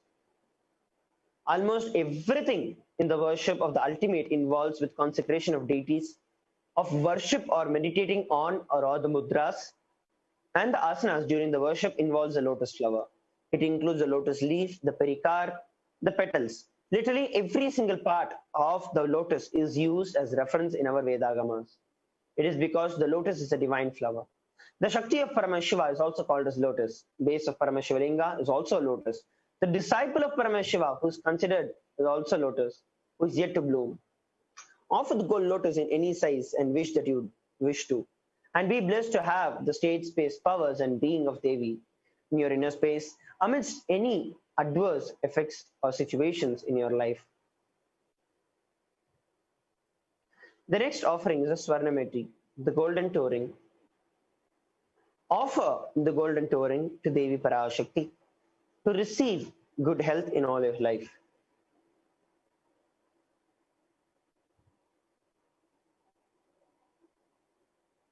The next offering is the Swarna Mangtika, the golden hairline jewelry. Sudha Sarabhivarshini. The Mangtika represents the nectar that is flowing from the Sahasrara Chakra of Devi Parashakti, and the eternal nectar that is oozing shows beautifully about her love and compassion, how she is filled with that bliss and she is overflowing with that bliss continuously. Offer the Mangtika to Devi Parashakti. Receive the blessings of blissful state of overflowing gratitude and space of complete completion in your life. The next offering is the offering of the Pratyaksha Pada Puja Devi Parashakti. It costs $1,008.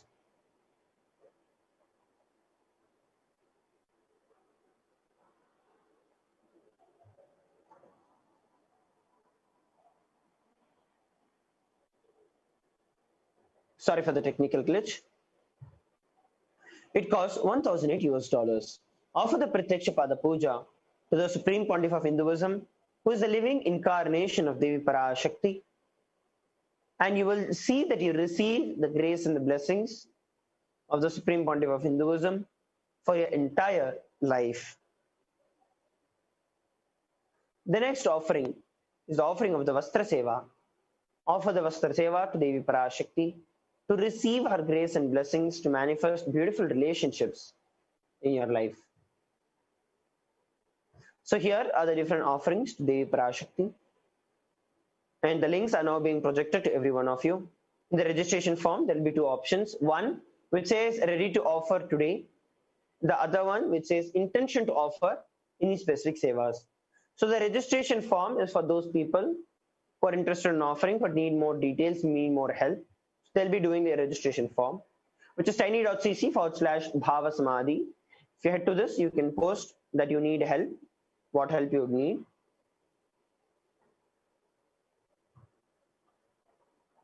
Sorry for the technical glitch. And those who want to make the payment immediately, to offer something to Devi immediately, can go over to tiny.cc/Devi-offerings, and you can choose the seva that you'd like to offer. And once the payment is done, please go over to tiny.cc/Sankalpa 2021 to offer your sevas. So now I'll give you a few moments for you all to open the links that are being projected on the screen, and then we'll have a rundown of how we can use those links to make the purchase or the payment.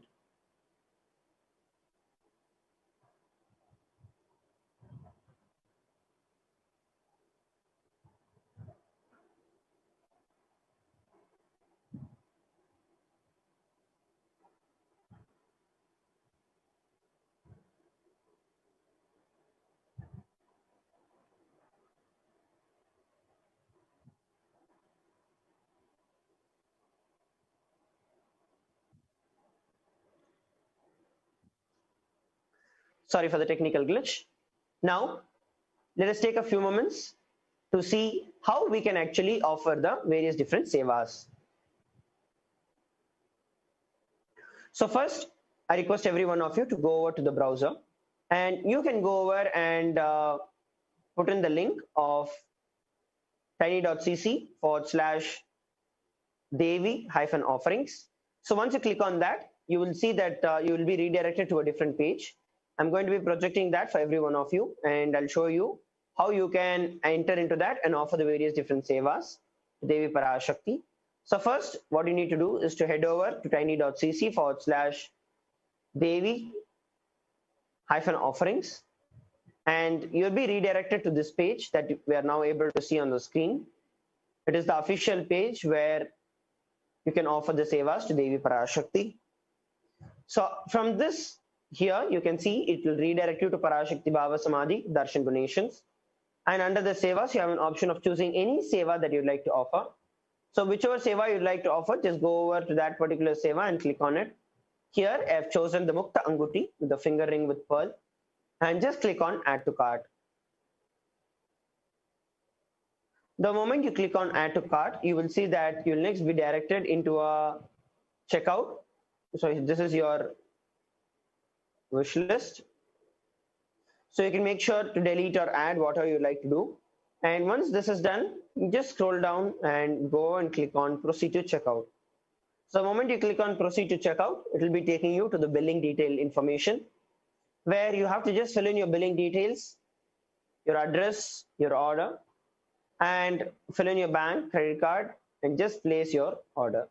The moment you place your order, and that's it, you're done. You'll receive an acknowledgement from the Kailasa's payment gateway that says that you've placed your order, and you'll also be receiving a mail with the confirmation of the same. So this is the way you can go over and offer your sevas. You can contribute, you can offer any of the sevas that we saw on the screen. Now I'm going to take the time to show every one of you what we can do using the YouTube, through which we can offer the e-hundi, any donation that we'd like to offer to Devi Parashakti. So once you actually head over to, and she's overflowing with that. Once you actually head over to the official YouTube channel, which is Kailasa's HDH Nithyananda, I'll just show it to every one of you.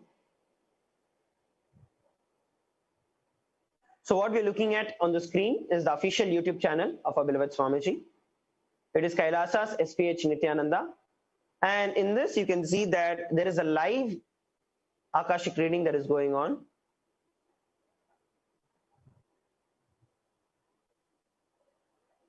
So once you open the live channel, just scroll down to the chat section.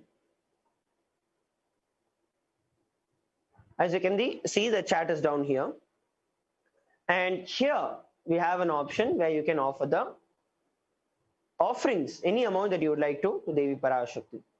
So first thing that you like to do, this is the chat. So what you have to do is, here it shows members only more, right? So what you have to do is to ask a question to Devi Parashakti during the Akashic readings, you have to join the channel. So you can either click on the join button, which is there beside the subscribe option, or you can also click on the join option that is there in the chat section. So click on join, and then there are various different options that are there. E-Kailash in bronze, silver, gold, platinum, and premium. Each of these will be having different perks through which you'll be receiving special programs, special courses, special initiations and darshans from Swamiji. So now for the Akashic readings of Devi Parashakti, you can choose any one. I'm just going to choose the silver, which is about $159 per month, and just click on join. So once you click on join, a pop-up will appear with the details for you to fill in. So here you can add a credit or debit card and you can fill in the details and just click on buy. The moment you click on buy, you will see that immediately you're able to make the payment, and immediately it will show up here that you're able to put the chat. So next what you'll have to do is go over to the dollar symbol. So the dollar symbol that is there, go over to that and click on super chat.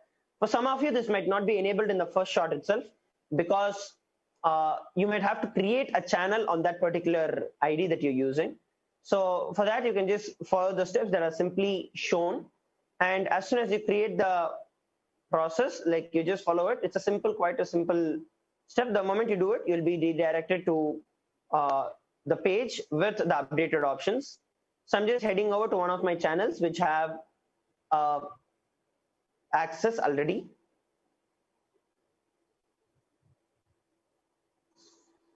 So once you reload it, you will see that you are enabled to actually chat.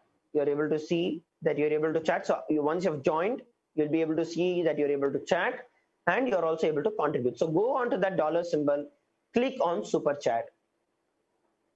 So once you click on the super chat, you have an option of sending any amount of money that you want, right from 20 INR, which is my local currency, till 10,000 INR. So you can choose any amount of money that you'd like to offer to Devi Parashakti and just click on buy and send. Once again, you'll have the pop-up that will be showing on.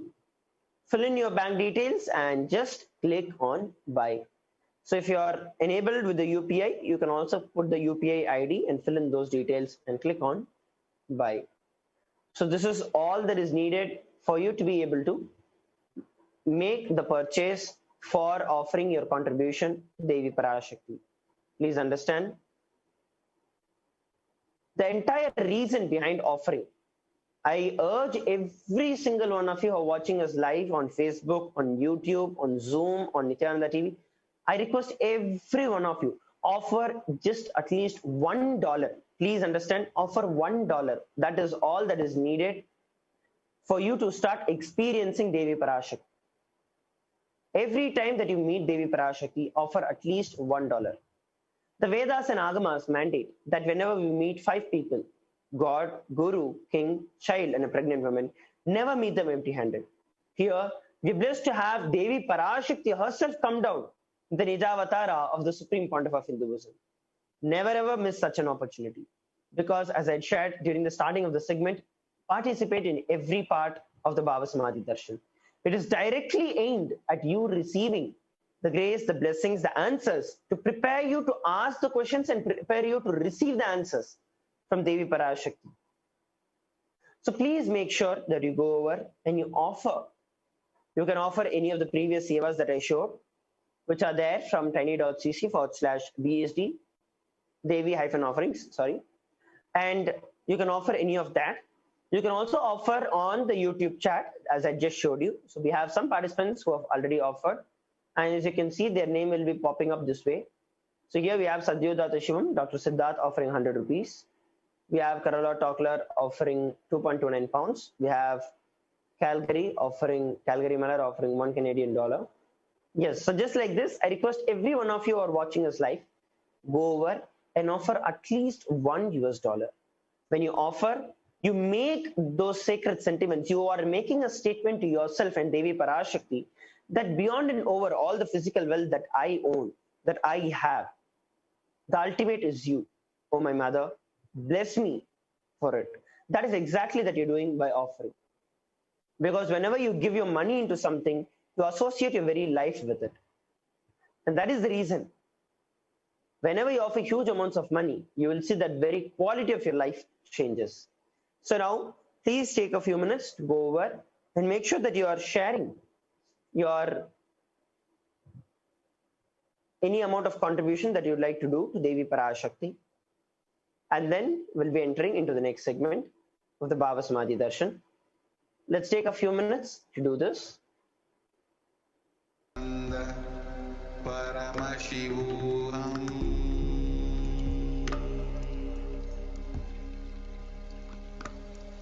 Om Nithyananda Paramashivoham.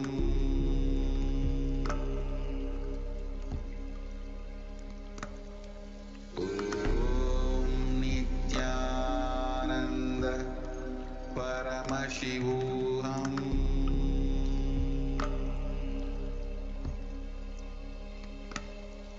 Om Nithyananda Paramashivoham.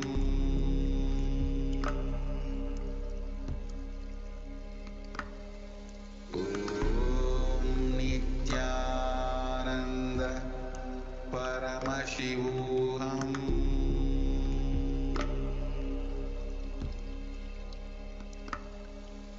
Om Nithyananda Paramashivoham.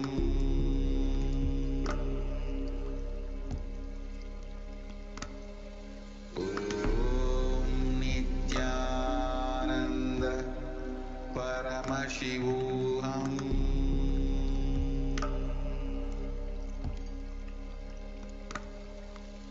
Om Nithyananda Paramashivoham. Om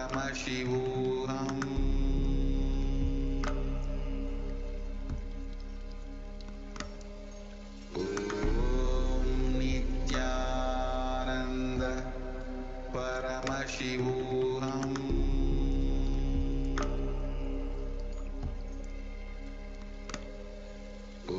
Om Nithyananda Paramashivoham.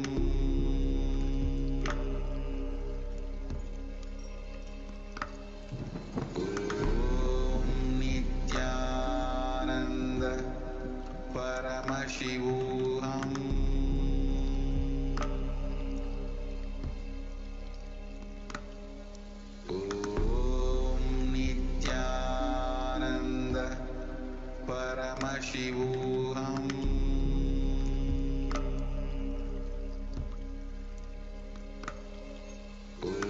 Om Nithyananda Paramashivoham.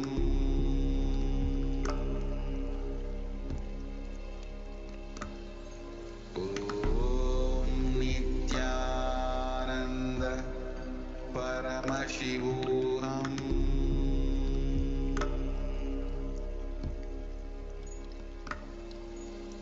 Om Nithyananda Paramashivoham.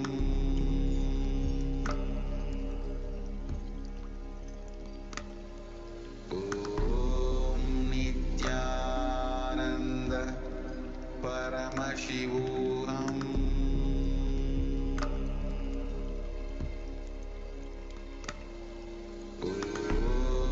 Nithyananda Paramashivoham.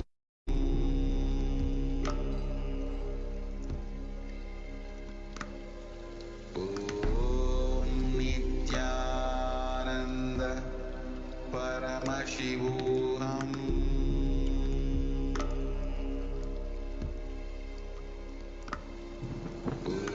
Om Nithyananda Paramashivoham.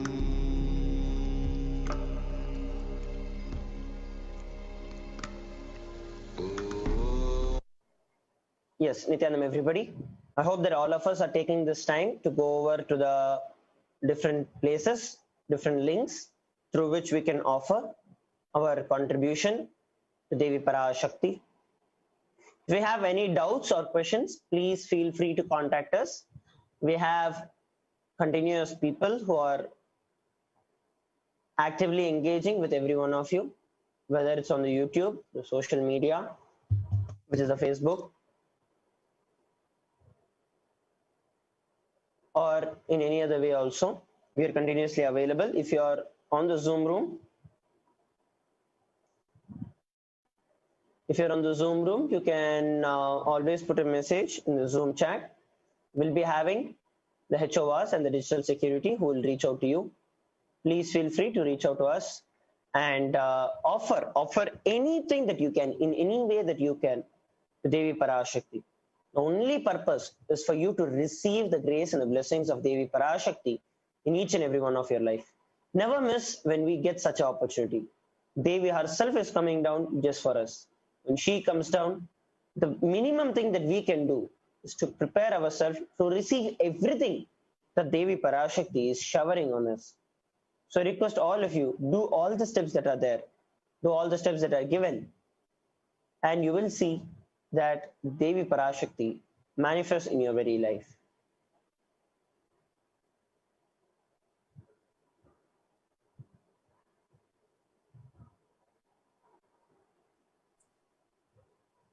Wonderful, Ayya. Wonderful. So now let us move to the next segment of the Bhava Samadhi Darshan. We'll be entering into the next segment. We have Srinitya Tejomayananda Swami, who will be taking us through the social media segment of how we can actually ask our questions to Devi Parashakti during the Akashic readings. So please stay tuned for this segment. Nithyananda Tejo Swami. Thank you so much. We've been seeing how we can connect with Devi Parashakti and how we can make an offering. And now we'll be looking at the various ways, the various possibilities through which we can connect through social media.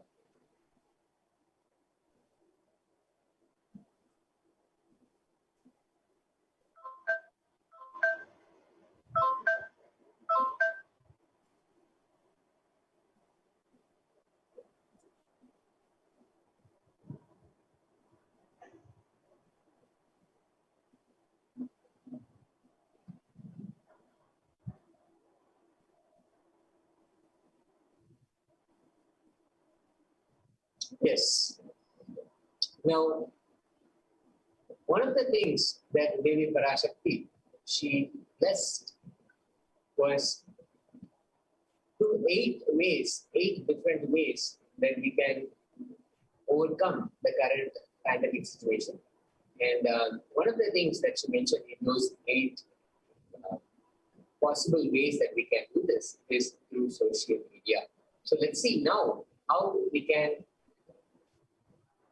use the power of social media to connect with Devi Parashakti while the Akashic reading is happening, and how we can really ask for blessing, we can seek blessing, we can ask for blessing, and also to ensure that this is received and experienced by as many people as possible. Let's look at how this can happen.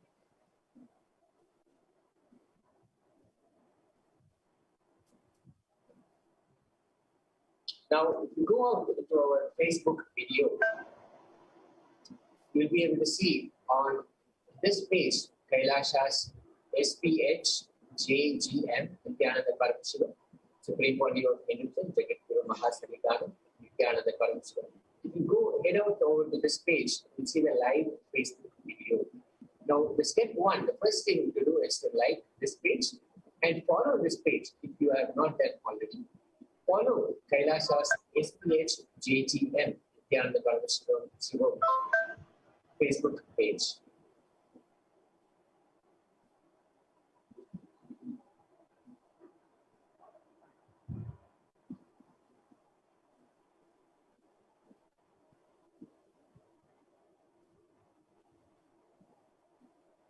Now, the step two is to see towards the bottom of the video. You can ask your questions here.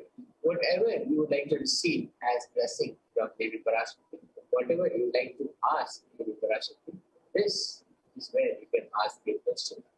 You can connect with her and with deep gratitude offer your question here, and Devi Parashakti will bless with her Akashic reading,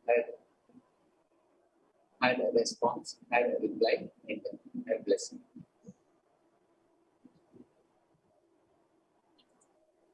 Now that was on Facebook. Now, how can we connect on Twitter? We can connect to the handle at Sri Nithyananda in Twitter. The first step to do is to follow this handle on Twitter at Sri Nithyananda. You can search for this handle and you can follow on Twitter. We have not done so already. And how to ask a question and how to connect with Devi Parashakti on Twitter is by simply going to the live video that will be projected, that is getting projected on the at Sri Nithyananda handle. And you can ask the question by using the reply section of the tweet.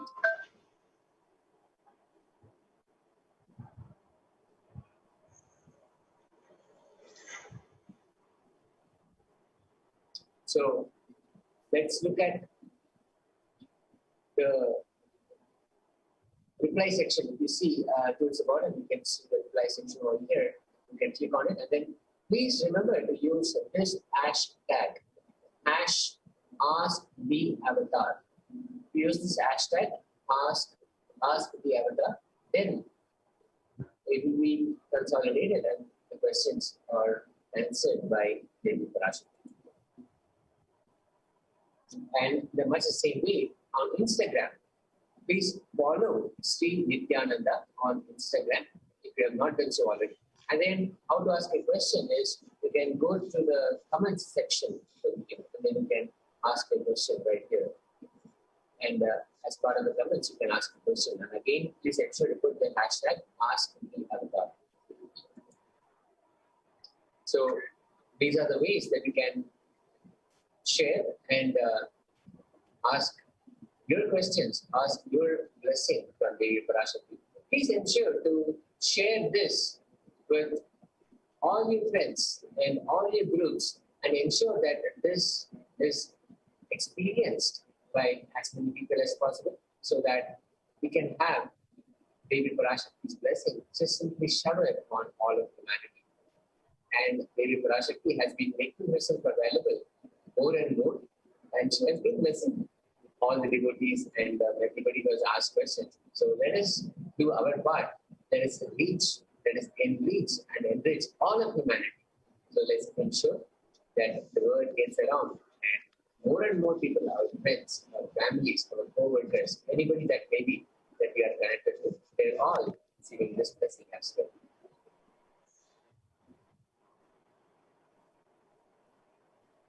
It is now time to enter into the next segment, the Bhava Samadhi Darshan. Let us see how we can prepare ourselves. What is Bhava Samadhi Darshan? How we can prepare ourselves to receive the Bhava Samadhi and have the darshan of Devi Parashakti. The first thing to do is to dress up like Devi, to manifest oneness, to exactly manifest oneness with Devi Parashakti. We can put on attire, jewels, like exactly how Devi Parashakti will do, how she does. Her form, let her form embody in the form that we carry, the body that we carry. To do that, let us adorn ourselves with the kinds of jewelry, the kinds of ornaments, the kinds of vastrams that she will wear, and simply dress up like Devi to manifest oneness. Bhava Samadhi Darshan.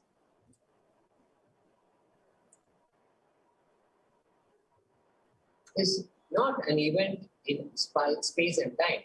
Rather, darshan happens at the moment when we are lifted out of space and time. During Bhava Samadhi Darshan, our neurons mirror that of the avatar. There is a whole scientific background with neuron mirroring that happens during the darshan, which we will see what exactly happens. Bhava is the right attitude. It is defined as directing and activating the emotional and spiritual energy that is created through meditation on the avatar. As we meditate on the avatar, the emotional and spiritual energy that is created, simply activating it and directing it is Bhava. Bhava Samadhi is entering into that phase of Bhava, directing and activating emotional and the spiritual energy. Meditation can happen when we simply visualize the form of the divine, the form of the incarnation of the Nija Avatara of Devi Parashakti, the Supreme Body of Hinduism, His Divine Holiness, Bhagavan Lingodbhava.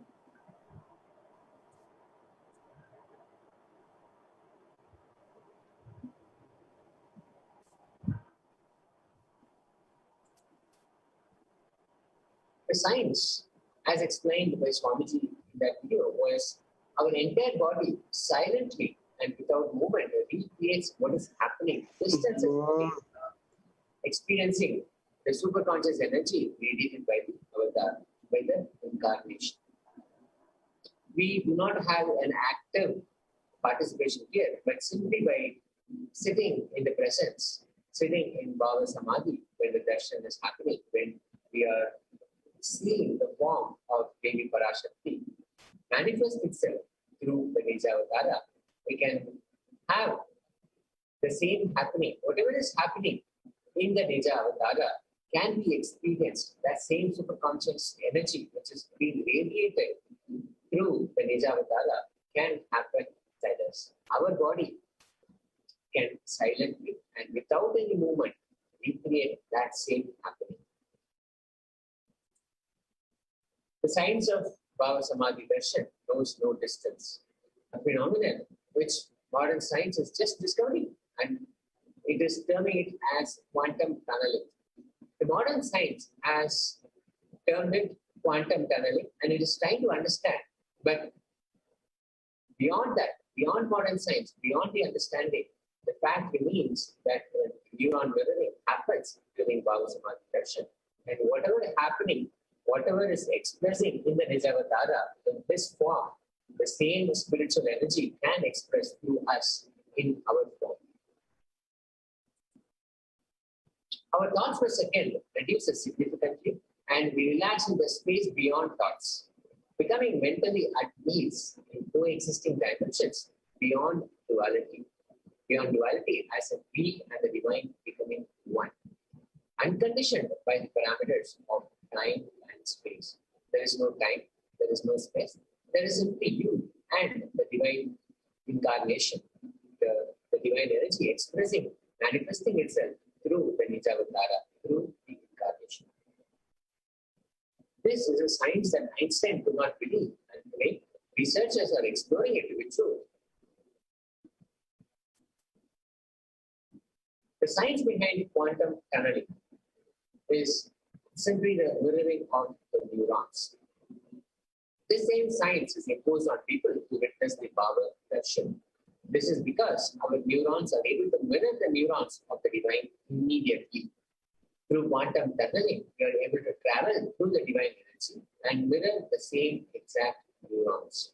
So what happens here is simply the same superconscious energy that is expressing in the Nijavatara, manifesting in the Nijavatara, starts to manifest, express itself through us, simply through the quantum tunneling, the mirroring of the neurons. Whatever experience is happening can also happen within us. It gets activated within us also.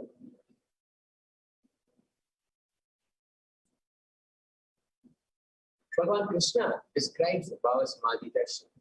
When Krishna once saw his own extraordinary sweetness reflected in a jeweled wall, he was amazed and said, "How unprecedented and astonishing is this deep and indescribable sweetness of mine.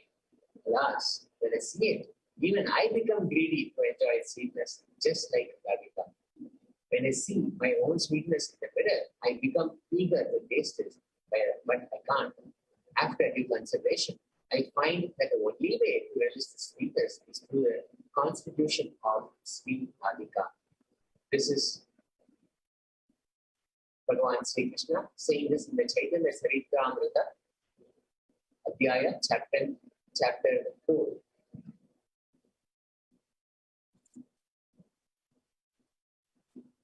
Bhava Samadhi Darshan is the science of Nijavatar manifesting Paramashiva, the Supreme Consciousness.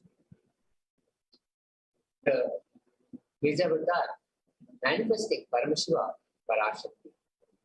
The consciousness, the formlessness, expresses through the being of Paramashiva through Divya Sarira, the light body, and manifests as Nijavatar, the physical form, for us to experience Parashiva, Paramashiva, or Parashakti.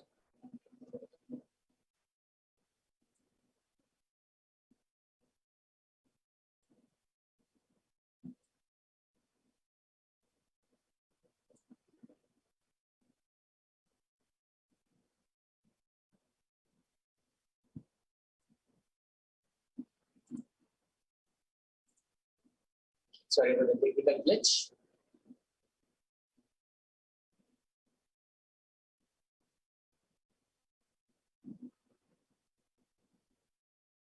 Katanat Shakti Patadva Yadva Padavalokanat Prasadvat Swaguro Samyak Prapyate Paramam Padam. By the enlightening teachings of the Guru, Katana, by the Shaktipata, the graceful transmission of the spiritual powers from the Guru, by looking at the sacred feet of the Guru, or by the complete loving favor of the Guru, Prasada, the ultimate goal and space, Paramam Padam, is attained. This is from Malini Vijayottara Tantra, verse 16.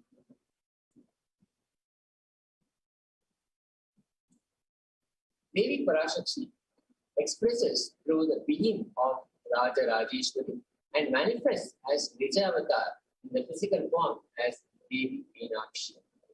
So now we will see the various manifestations of Paramashiva, of the Supreme Consciousness, expressing through the being and through the Nijavatara in so many different forms. Bhagavan Paramashiva expresses through the being of Subramanya and manifests as Nijavatar, the physical form, as Bhagavan Lingodbhava. Bhagavan Paramashiva expresses the being of Arunagiri Yogeshwara and manifests as Nijavatar, the physical form of the supreme body of Hinduism, is divine holiness, Bhagavan Nithyananda Paramashivam. The Archavatara, the deity that we worship, reflects the consciousness and the manifestation of the superconscious energy. But human beings are not mature enough to receive the higher level experiences from the Archavatar directly. The avatar, which is the physical embodied form, comes down to bridge this gap and create the experience of superconscious energy in all of us.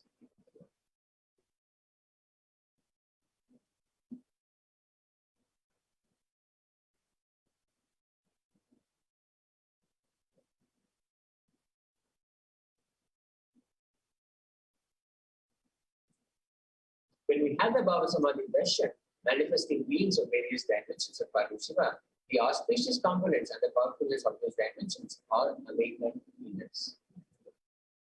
Bhava Samadhi Darshan is the direct experience of causeless bliss. During Bhava Samadhi Darshan, a being comes alive and celebrates with the energy wave of existence.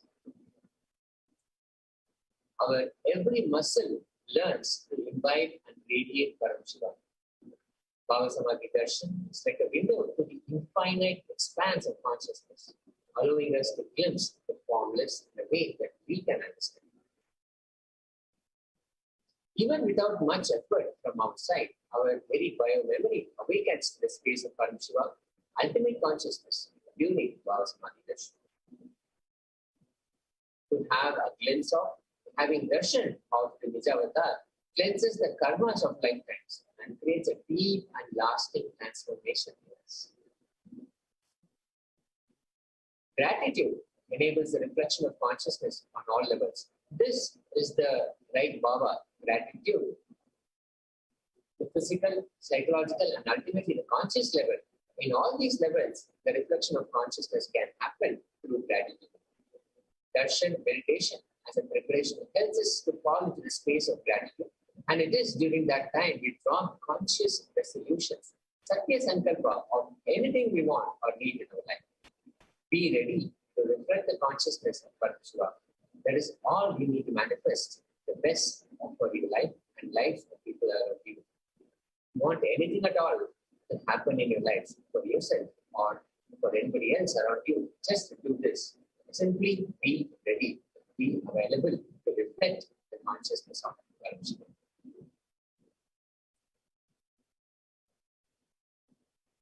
So this is the right context to receive darshan. Context matters. We can remind ourselves, I know you are the source of everything. This is how we relate with the Nijavatara, the conscious form, the Devi Parashakti, manifesting to the Nijavatara. I know you are the source of everything. You are everything, and you are in the embodied form of Supreme Body of Hinduism, Divine Holiness, Nithyananda Paramashivam, and you are in this body. You are the source for both. So let me connect with you. Let you reveal yourself to me. Let me be in the Bhava Samadhi with you. Have this context when the darshan is happening, and you'll see the beautiful blessing, beautiful experience traveling. Let us take a few moments to set up for the Pancha Upachara Puja. Pancha means 5, Upachara means offering. Either sandalwood paste or powder, flowers, incense, lamb, and food offering, which is Naivedya. You can enter your Naivedya offerings at tiny.cc/donation. And offering the Pancha Upachara Puja helps you connect and helps you be in the right space, right bhava of the Bhava Samadhi darshan.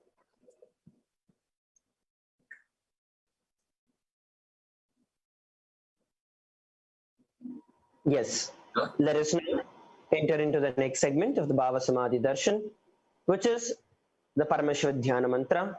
Well, we all set up the Panchopachara Puja set. Let's begin. What are the right conscious declarations and powerful cognitions we need to manifest and hold for the Paramashiva Dhyana mantra and for receiving the Bhava Samadhi darshan of Devi Parashakti? Please sit straight. Close your eyes. Inhale and exhale. Bring your awareness on your third eye.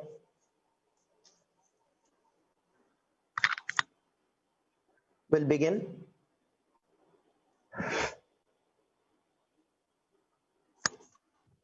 The Paramashiva Dhyana mantra. To experience the best powerful cognitions and conscious resolutions, to experience the Bhava Samadhi darshan, please remember Swamji in your third eye, and let's begin.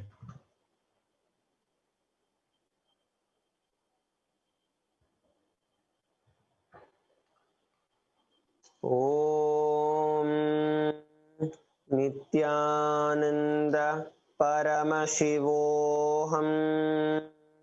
Om Nithyananda Paramashivoham. Om Nithyananda Paramashivoham. Om Hrim Nithyanandaya Namaha. Om Ham Hom Shivaya Namaha.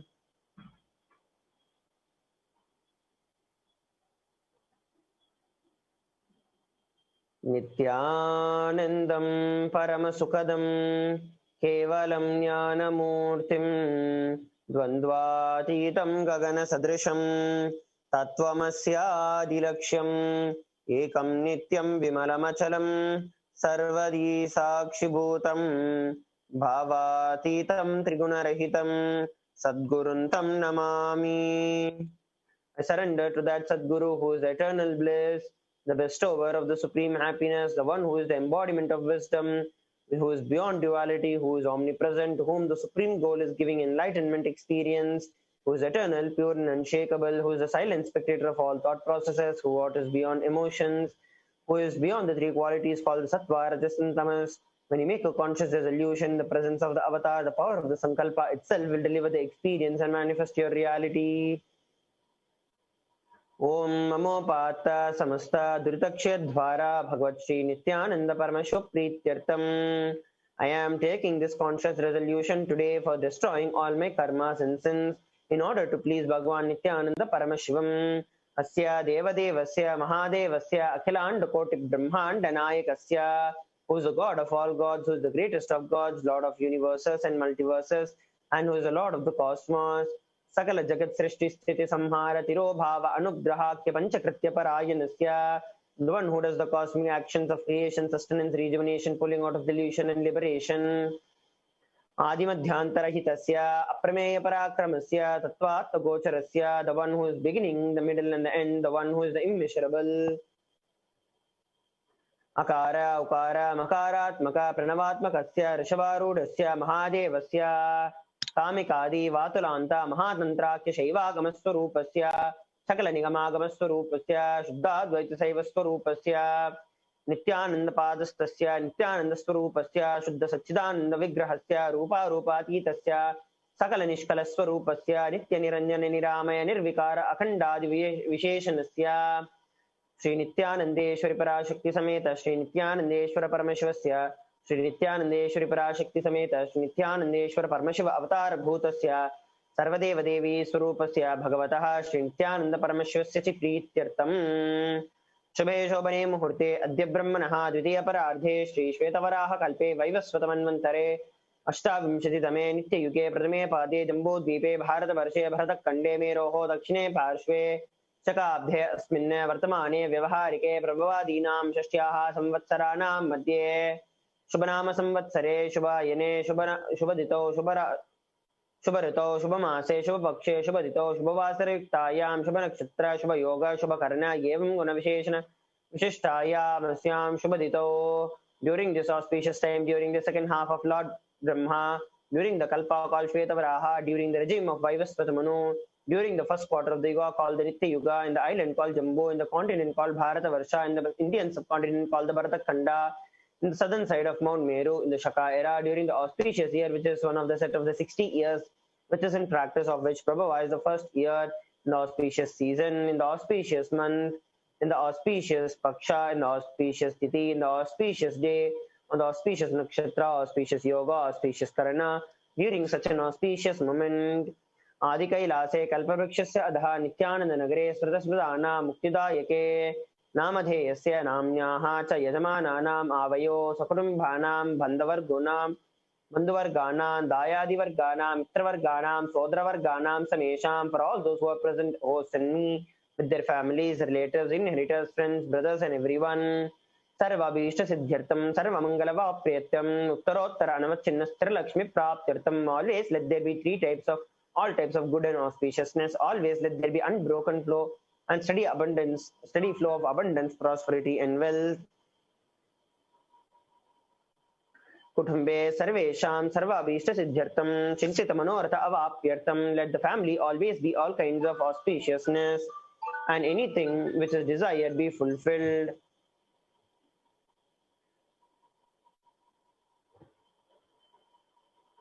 Samesham Adivyadi Nivrityartam Samesham Siradi Padaparyantam Vidyamananam Sameshu Angeshu Janita Danishyamana Sakaravida Nana Vida Roganam Yapohartam Tadvara Arogadraga Tatavapushadhyartam. Let all the chronic diseases be healed. Let all the kinds of diseases and disorders in the body starting from head till toe, which has occurred or which is yet to occur in the various parts of the body, be healed. Let a stronger, diseaseless, healthy, handsome, graceful body be obtained. Samesham Paraihi Katabhischa Kritakritanam Kritakarischa Sakalavida Mantratantra Yantra Vishachurna Abhichara Sambhana Marana Uchatana Vidveshana Vashikaranati Mantrika Prayogebhyaha Rakshana Praptyartam Tadvara Usamesham Sarvabhishta Siddhyartam.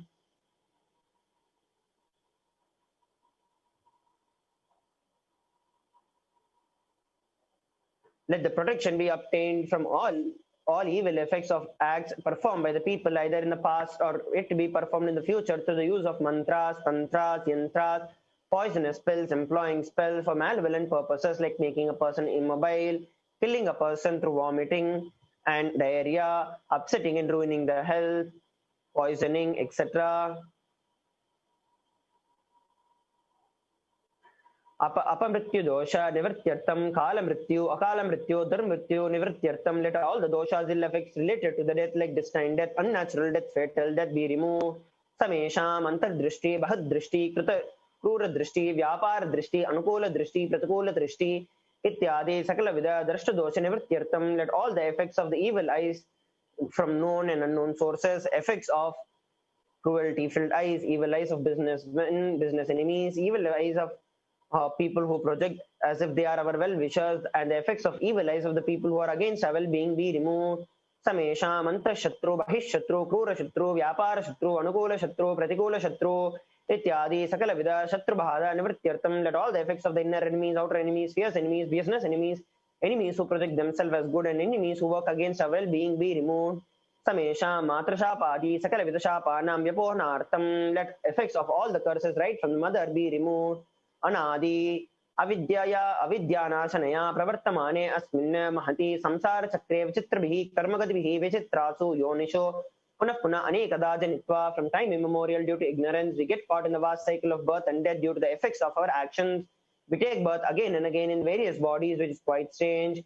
केनापि पुण्यकर्म विशेषेण भगवतः श्री नित्यानंद परमशिवस्य अपरमितया कृपया इदानीन्तन मनुष्यजन्म प्राप्तवतां yet due to some good actions with extreme and immeasurable compassion and the grace of Bhagavan Nithyananda Paramashivam, we have been blessed with a human body.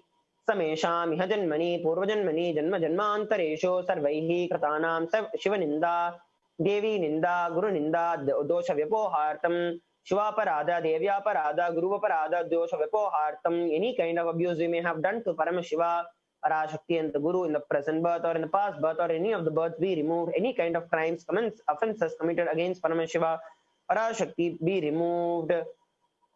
Brahma hatya surapana swarnasteya guru talpagamana tatsamsargakya panchamapatakadi samasta papa vitiriktartam that the 5 great sins like killing a Brahman, drinking prohibited alcohol, stealing gold, having illicit relationship with Guru's wife, with one's own mother, elder sister and other such motherly figures, then associating with these people who have committed any one or above mentioned sins be removed. Apicha sarvaihi balye vayasi kaumare yauvane vardhakye cha let all the karmic effects of actions done as a child, adults and youth and as an old age person be removed. Jagrat sukna shushupti avastha so let all the karmic effects of actions done in the wakeful, dream and deep sleep state be removed. Karmendriya, Jnanendriya, Vyaparehi, Sambhavitanam, Rahasyakratanam, Prakashakratanam, let all the sins done through the Karmendriyas, that are the 5 organs which perform the actions like speech, hands, feet, excreting and reproductive organs, and the Jnanendriyas, which are the 5 organs which receive the information like the eyes, ears, nose, tongue, and the skin. Atipatakanam, Upatakanam, Samkalikarananam, Malinikarananam, Apatikarananam, Dhatibramshakanam, प्रकृतिनितानाम एवं नवानाम नवविधानाम बहुनाम बहुविधानाम सर्वेषां पापानां सद्यः that the sins which are done openly or secretly, the greatest of the great sins, minor of the minor sins, multiple sins, sins like raping a woman, unjustifiable sins, sin of destroying the caste system, narrow-minded sins, 9 types of sins and 9 types of sins, and more types of sins and more sins be removed immediately and instantly. Apanodhanadwar samasta mangalavapyartam Shiva Bhakti, Devi Bhakti, Guru Bhakti Praptyartam Siddhyartam Paramashivasya, Paramashivastitihi, Paramashivashakti Siddhyartam. So the removal of the sins, let us be showered with all the auspiciousness and let Paramashiva Bhakti, Devi Bhakti, Guru Bhakti be obtained. Let the state of Paramashiva, space of Paramashiva and the powers of Paramashiva be obtained. Kutumbe Sarvada Sanmangala Praptyartam, Anyonya Prema Bhivridyartam, Purnatva Siddhyartam, Sarvapanivrityartam. Let the whole family always be showered with all the auspiciousness. Let the mutual love bloom among all people. Let completion happen and the mishaps be removed. Shipra Arogyavapyartam Ayurabhivridyartam, let the healthy body and longevity be obtained instantly, let longevity be bestowed. Vyapare Udyoge cha Sarvajana Vashikaranartam Tadvara Unnato Nastana Prapyartam, let your charisma impress everyone in the business and the job, through that let you attain the best of the best position. Bahudanya Sakya Prakyartam, Grahakanaka Pashupatra Pauta Dhanadhanya Saukya Prapyartam, let extremely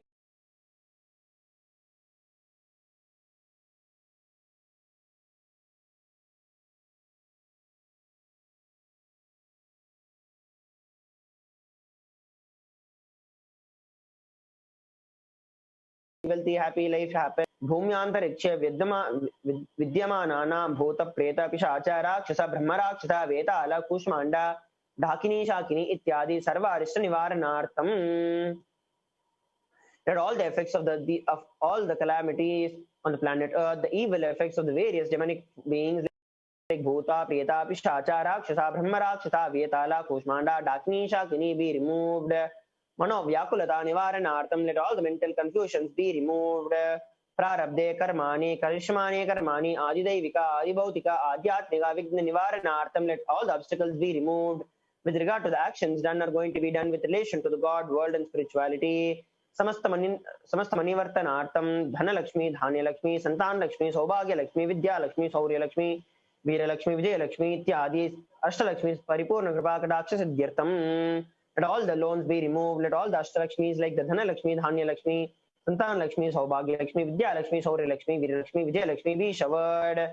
परीक्षासु उन्नत स्थाने विजय प्राप्त्यर्थम सर्वा विद्या पारंगत सिद्ध्यर्थम मेधा शक्ति ग्रहण शक्ति अभिवृद्ध्यर्थम. Let the top rank be obtained in the examinations. Let there be excellence be acquired in all fields of knowledge. Let memory, power, understanding ability be increased. Ityadi sakala vida sanmangalani kripa kadakshena siddhyartham. By the grace of the Guru, let all the above auspiciousness be showered upon. Shri Kailasa Unnata Dwadashanta Shyamala Pitha Ruda Shri Meenakshi Sundareshwara Bhinnaswarupa Parashivoputra Ratna Kumar Gurumanyo Tulyavatara Shri Parvati Sanyapana Labdha Divyajnana Vishruta Sakala Nigamagamasara Bhuta Dravida Veda Pravaktra Srimat Paramashiva Karuna Samadhigata Mukta Maichutarashrayana Giyamana Chatra Chamara Shri Chinhaka Haladi Samasta Berda Valyalankrata Jnana Vijnana Chakravati सर्वजन संग सद्यो निर्वाण दीक्षा व्ययाप वर्ग वर्ष विश्रान जीमूत परमत कलभ केसरी शैव सिद्धांत स्थापनाचार्य श्री राजाधिराज पांड्य महाराज गुरु क्षपन शाक्यादि महांधकार निवारण ज्ञान भानु दीक्षणा नरहार ध्वजो छेदन पूर्वक श्रीमत् ऋषभ ध्वज स्थापक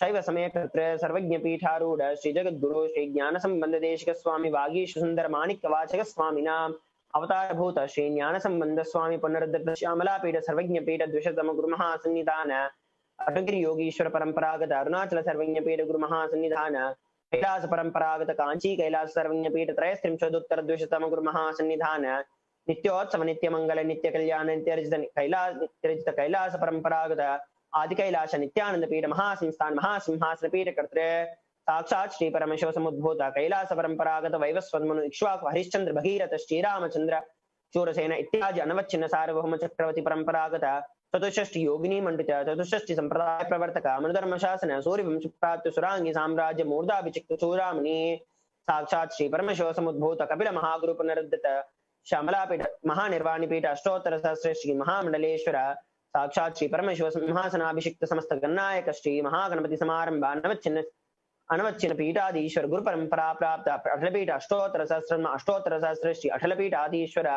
धर्म मुक्ति स्वर्गपुर स्वर्णपीठ से त्रयोविंश दुष्टम गुरु महासन्निधान कैलास परंपरागत आदिपीठ सर्वज्ञ पीठ जगत गुरु श्री कैलास पुनरुद्धारक श्री कैलास परमाचार्य श्रीमत् परमहंस परिव्राजकाचार्य वर्य सच्चिदानंद प्रणव स्वरूप श्रोत्रिय ब्रह्मनिष्ठ नित्योत्सव नित्य मंगल नित्य कल्याण नित्य रजित नित्यानंद पीठ श्री ज्ञान संबंध देशिक परमाचार्य स्वामिनां प्रीत्यर्थम तेषां पादारविन्दयोः भक्ति सिद्ध्यर्थम गृगर्भागणाक्ष सिद्ध्यर्थम क्षेम स्थैर्य वीर्य विजय आयुरारोग्य ऐश्वर्यानाम् अभिवृद्ध्यर्थम धर्मार्थ काम मोक्ष चतुर्विध फल पुरुषार्थ सिद्ध्यर्थम समस्त ऋतोपशांत्यर्थम समस्त मंगलवाप्यर्थम भगवत श्री नित्यानंद परमशिव श्री शिव प्रसादेन सकुटुम्बस्य ज्ञान वैराग्य जीवन मुक्ति प्राप्त्यर्थम च ओम श्री नित्यानंदेश्वरी पराशक्ति समेत श्री नित्यानंदेश्वर परमशिवस्य श्री नित्यानंदेश्वरी पराशक्ति समेत श्री नित्यानंदेश्वर परमेश्वर अवतार भूतस्य सर्वदेव देवी स्वरूपस्य भगवतः श्री नित्यानंदेश्वरी नित्यानंद परमेश्वरस्य च ध्यान षोडशोपचार सर्वोपचार अर्चनाराधन पूजा प्रार्थनं करिष्ये. ओम आनंदगंध निलयाय नमः. ओम भवरोगभेषजाय नमः. ओम कल्पतरवे नमः. ओम पशुपतये नमः. ओम पाशविमोचकाय नमः. ओम ईशितफलदायकाय नमः. ओम भाग्यवृत्तिपरिवर्तकाय नमः. ओम आदिव्याधिनाशकाय नमः. ओम समस्त कल्याण गुणान्विताय नमः. ओम विडदिपुरीशाय नमः. ओम श्री कैलासपतये नमः. ओम शिवशक्त्यात्मक स्वरूपाय नमः. ओम ह्रीं नित्यानंदाय नमः. Om Ham Hom Shivaya Namaha. Om Shri Nithyanandeshwari Parashakti Sameta Shri Nithyanandeshwara Paramashivaya Namaha. Om Shri Nithyanandeshwari Parashakti Sameta Shri Nithyanandeshwara Paramashiva Avatar Bhuta Sarvadeva Devi Surupasya Srila Shri Bhagavat Shri Nithyananda Paramashiva Shri Jnana Sambandha Desh Paramacharya Swamine Namaha. Om Nithyanandam. That is all. Now enter into the meditation of the Bhava Samadhi Darshan. Please sit straight with your head, neck and spine in a straight line and close your eyes. Intensely bring about the feeling connection with Devi Parashakti in your eyes. Offer your gratitude for Devi Parashakti happening in your life. Just sit with a deep space of love, gratitude and feeling connection towards Devi Parashakti for continuously making herself available to every one of us during this time of Pralaya. Paramashivoham.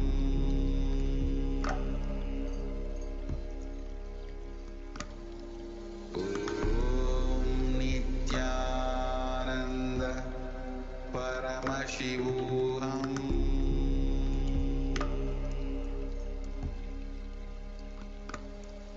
Om Nithyananda Paramashivoham.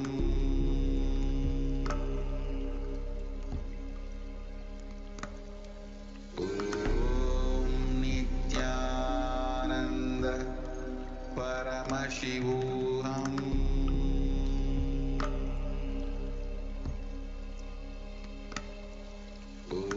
Om Nithyananda Paramashivoham.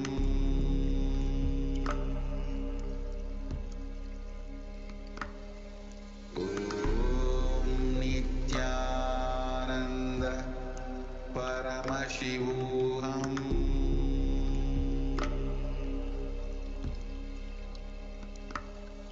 Om Nithyananda Paramashivoham.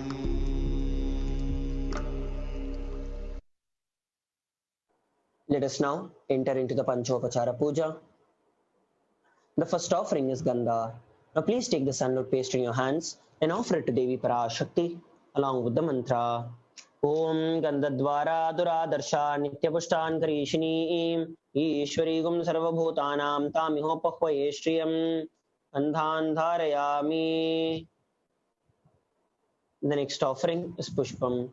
Now please take the flowers made with sunlit paste in your hands and offer the flowers to Devi Parashakti along with the mantra. Om Yopam Pushpam Veda Pushpavan Prajavaan Pushman Bhavati Chandramava Avam Pushpam Pushpavan Prajavaan Pushman Bhavati Yayevam Veda Yopam Ayatanam Veda Ayatanavan Bhavati Pushpai Pujayami. The next offering is Dupa. Now please take the lit incense sticks in your hands and slowly wave it towards Devi Parashakti along with the mantra. Please ring the bell as you do so. Om Durvasi Durva Durvantam Durvatayo Osman Durvajitam Dur Vayam Vayam Durvamastum Deva Namasi Sasmitamam Papritamam Jushtatamam Manhitamam Deva Hotamam Amtavasera Vardanam Brahma Swamahwa Amtrasitwa Chakshusha Prekshema Brahma Samvikta Matva Higum Shasham Dhupamagrapayami. The next offering is Deepa. Now please take the lit lamp in your hands and slowly wave it towards Devi Parashakti along with the mantra. Please ring the bell as you do so. Om Deepya Swajada Vedo Pagdum Niraritim Mama Pashugistamakyamavah Jivanan Jadisho Disha Mano Higam Sejata Vedo Kamashwam Purusham Jagate Abhipratagnaga Hishriyama Paripataya Deepandarshayami. The next offering is Nivedyam. Please take Uddarni of water in your hands, hover it clockwise over the Nivedyam, and offer the water to Devi Parashakti along with the mantra. Please ring the bell as you do so. Om Madhuvataratayate Madhuksharanti Sindavaha Madvirna Santoshadihi Madhunakta Mutoshasi Madhumatparthi Vagumbradaha Madhudyorastunah Pita मधुमान्नो वनस्पतिर्मधुमागुमस्तु सूर्यः मा द्वीर्गावो भवन्तु नः मधु मधु मधु नैवेद्यं निवेदयामि. Now, please take the lit arati in your hands and slowly wave it towards Devi Parashakti along with the mantra. Please ring the bell as you do so. Om Rajadhirajaya Prasanya Sahine Namo Vayam Vai Shravanaya Kurmahe Same Kaman Kama Kamaya Mahyam Kameshro Vai Shravano Dadatu Kuberaya Vai Shravanaya Maharajaya Namaha. कर्पूरगौरं करुणावतारं संसारसारं भुजगेन्द्रहारं सदा वसन्तं हृदयारविन्दे भवं भवानी सहितं नमामि. भवं भवानी सहितं नमामि. भवं भवानी सहितं नमामि. कर्पूरनीराजनं सन्दर्शयामि.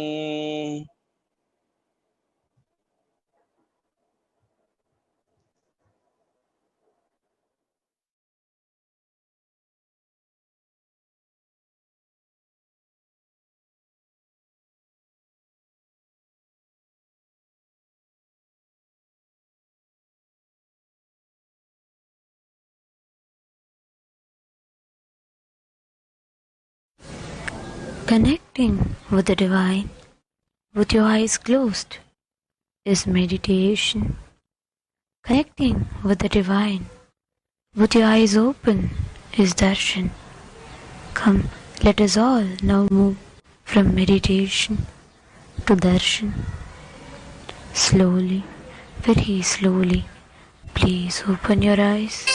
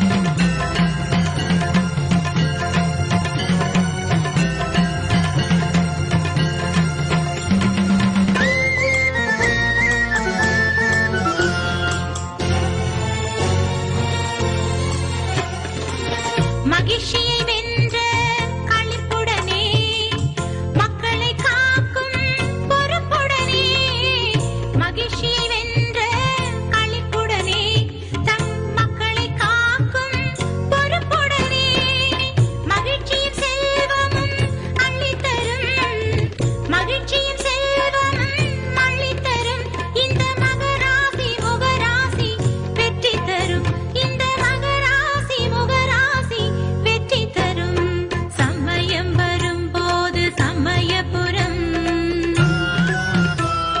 சகலருக்கும் கிடைக்கும் கேட்ட வரம்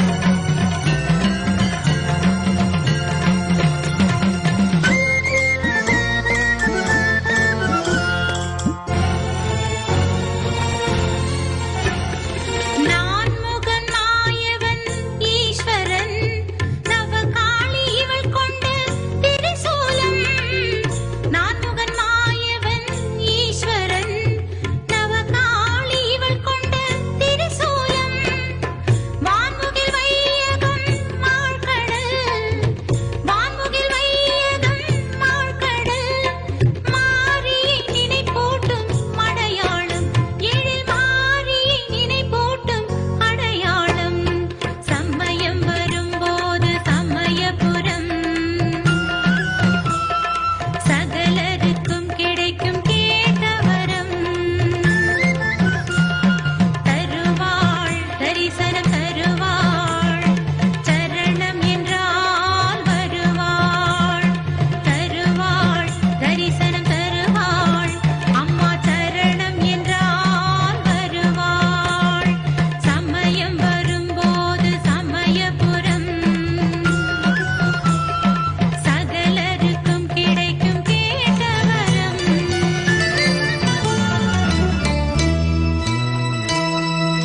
சமயபுரம் மாரியம்மா அருள் சன்னதி தொழுவோம் வா சந்ததிகள் வாழ்ந்திடவே அவள் பாதம் தொழுவோம் வா ஒரு தடவை போய் வந்தா நம்ம சந்ததி வாழ்ந்திடுமே சமயபுரம் காட்சி கண்டா நம்ம சங்கடம் மாறிடுமே பூமுகத்தை பார்த்து விட்டா பூங்காரி மாரியம்மா மனத்தை வாழ வைப்பா நம்ம தாய் மாரியம்மா சமயபுரம் மாரியம்மா அருள் சன்னதி தொழுவோம் வா சந்ததிகள் வாழ்ந்திடவே அவள் பாதம் தொழுவோம் வா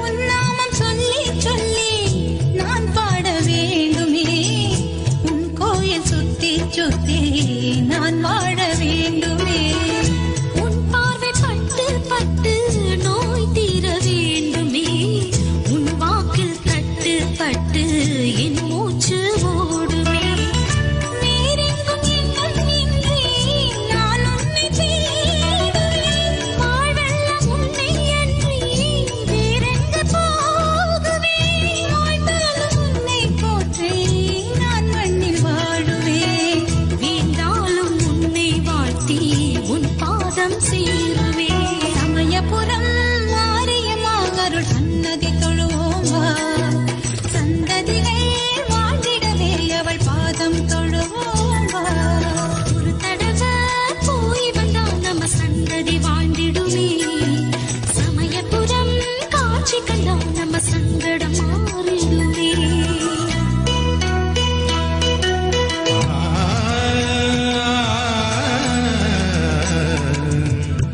ஆ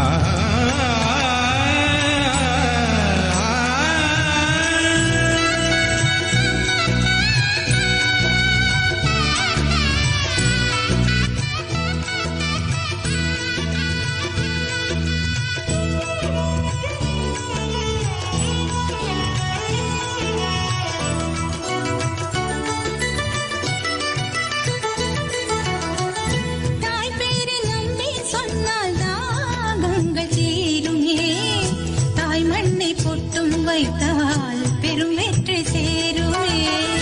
தாய்ப்பாட்டை பாட கேட்டால் ராகங்கள் தோன்றுமே. தாய் வீடு என்றும் வந்தால் வேதனை மாறுமே. தாயின்றி பூமி இல்லை, சோரோட்டும் தாயவை. தாயின்றி காற்றும் இல்லை, உயிர் ஓட்டும் தாயவை. தாயின்றி யாரும் இல்லை, கருவாக மாறுவாள். தாயின்றி வாழ்க்கை இல்லை, வழிகாட்டியாகுவாள். சமயபுரம் மாரியம்மா அருள் சன்னதி தொழுவோம் வா. சந்ததிகள் வாழ்ந்திடவே அவள் பாதம் தொடுவோம் வா. ஒரு தடவை போய் வந்தா நம்ம சந்ததி வாழ்ந்திடுமே. சமயபுரம் காட்சி கண்டா நம்ம சங்கடம் மாறிடுமே. பூமுகத்தை பார்த்து விட்டா ஓங்காரி மாரியம்மா. ஸ்ரீமனத்தை வாழ வைப்பா நம்ம தாய் மாரியம்மா. சமயபுரம் மாரியம்மா அருள் சன்னதி தொழுவோம் வா. சந்ததிகள் வாழ்ந்திடவே அவள் பாதம்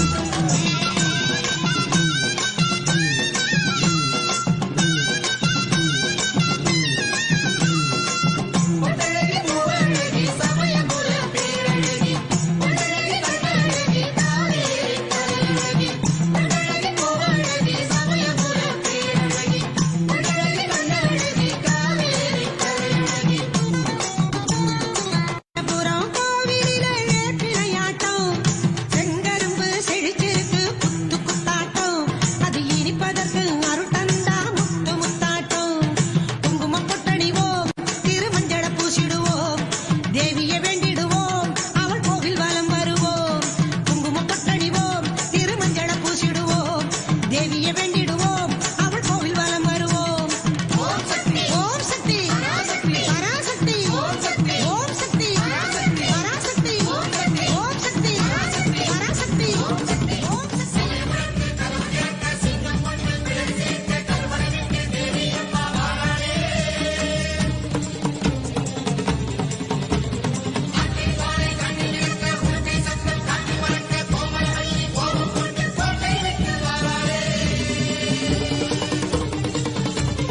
அம்மா செவந்திருக்க ஆவேசம் கொண்டு கருப்புகளே காவிரிக்க ஓடுங்களே. கொல்லூரு குங்குமம் கோபத்தை காட்டவே ஆத்தா செவந்தபடி மாறாடே. வெள்ளி பிரம்பெடுத்து வாராடே.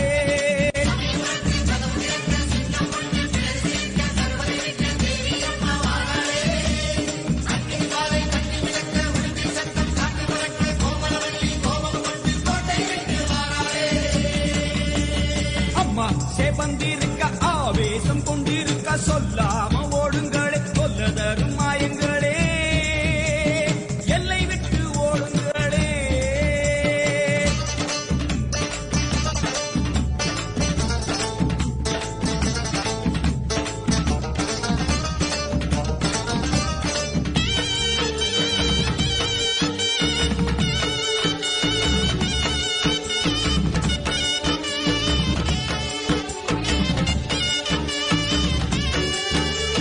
வேப்ப மரத்தடி பூச நடக்குது, வேதவல்லி வரசேரி பம்ப சொல்லுது. வேப்ப மரத்தடி பூச நடக்குது, வேதவல்லி வரசேரி பம்ப சொல்லுது. பூத காத்துல ஊரும் பிடிகளை ஓட சொல்லி அம்மாவிட்ட சூலம் வருது. பூத காத்துல ஊரும் பிடிகளை ஓட சொல்லி அம்மாவிட்ட சூலம் வருது. வேப்ப இலையிலே கத்தி போலவே அத்தா இருக்கிறா தெரியலையா. ஆடி காத்திலே ஏறி வருகிறா, கொல்லாமாயமே ஓடலையா.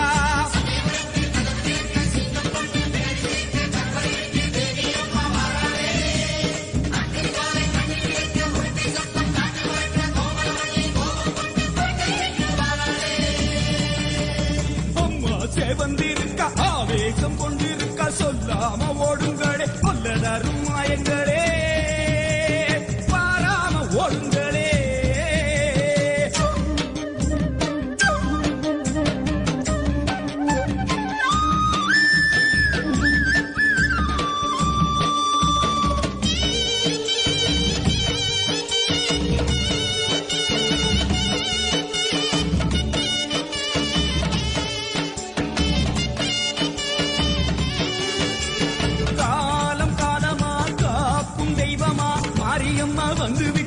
தொல்லை இல்லையே.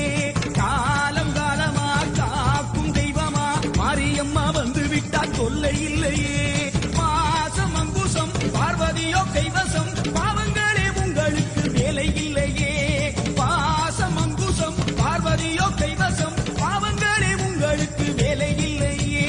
நெத்தி மணந்திட சுட்ட சாம்பலா சக்தி இருக்கிறா தெரியலையா. பட்ட குங்குமம் தீயாய் வருகுதே பொல்லாமாயமே போகலையா.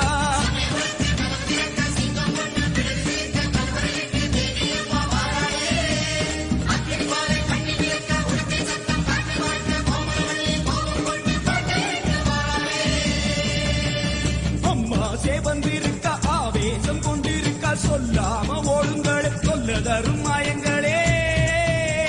கருமாறி வந்திருக்க கண்ணு சேவந்திருக்க காத்து கருப்புகளை காதரிக்க ஓடுங்களே. கொல்லூரு குங்குமோ கோபத்தை காட்டவே ஆத்தா சேவந்தபடி வாராளே. வெள்ளி பிரம்பெடுத்து வாராளே. சமயபுரத்து கதவு திறக்க சிங்கம் ஒண்ணு பிடரி சிலிர்க்க கருவறை விட்டு தேவி அம்மா வாராளே. அக்னி ஜுவாலை கண்ணீர் இழக்க உடுக்கை சத்தம்.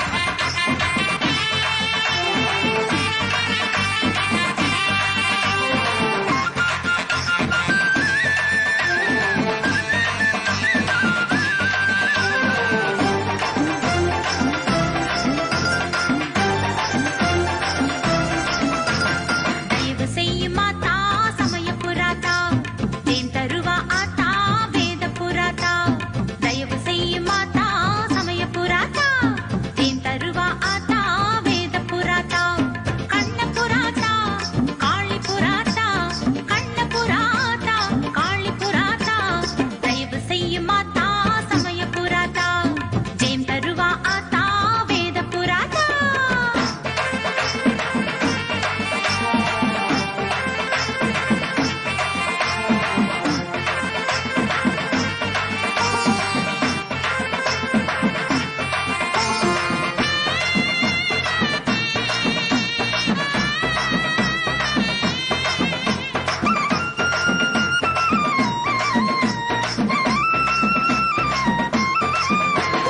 உச்சி பிள்ளையார் உலகம் மெச்சும் பிள்ளையார் திருச்சி மலை கோட்டையிலே திருக்கோயில் கொள்ளச் செய்து.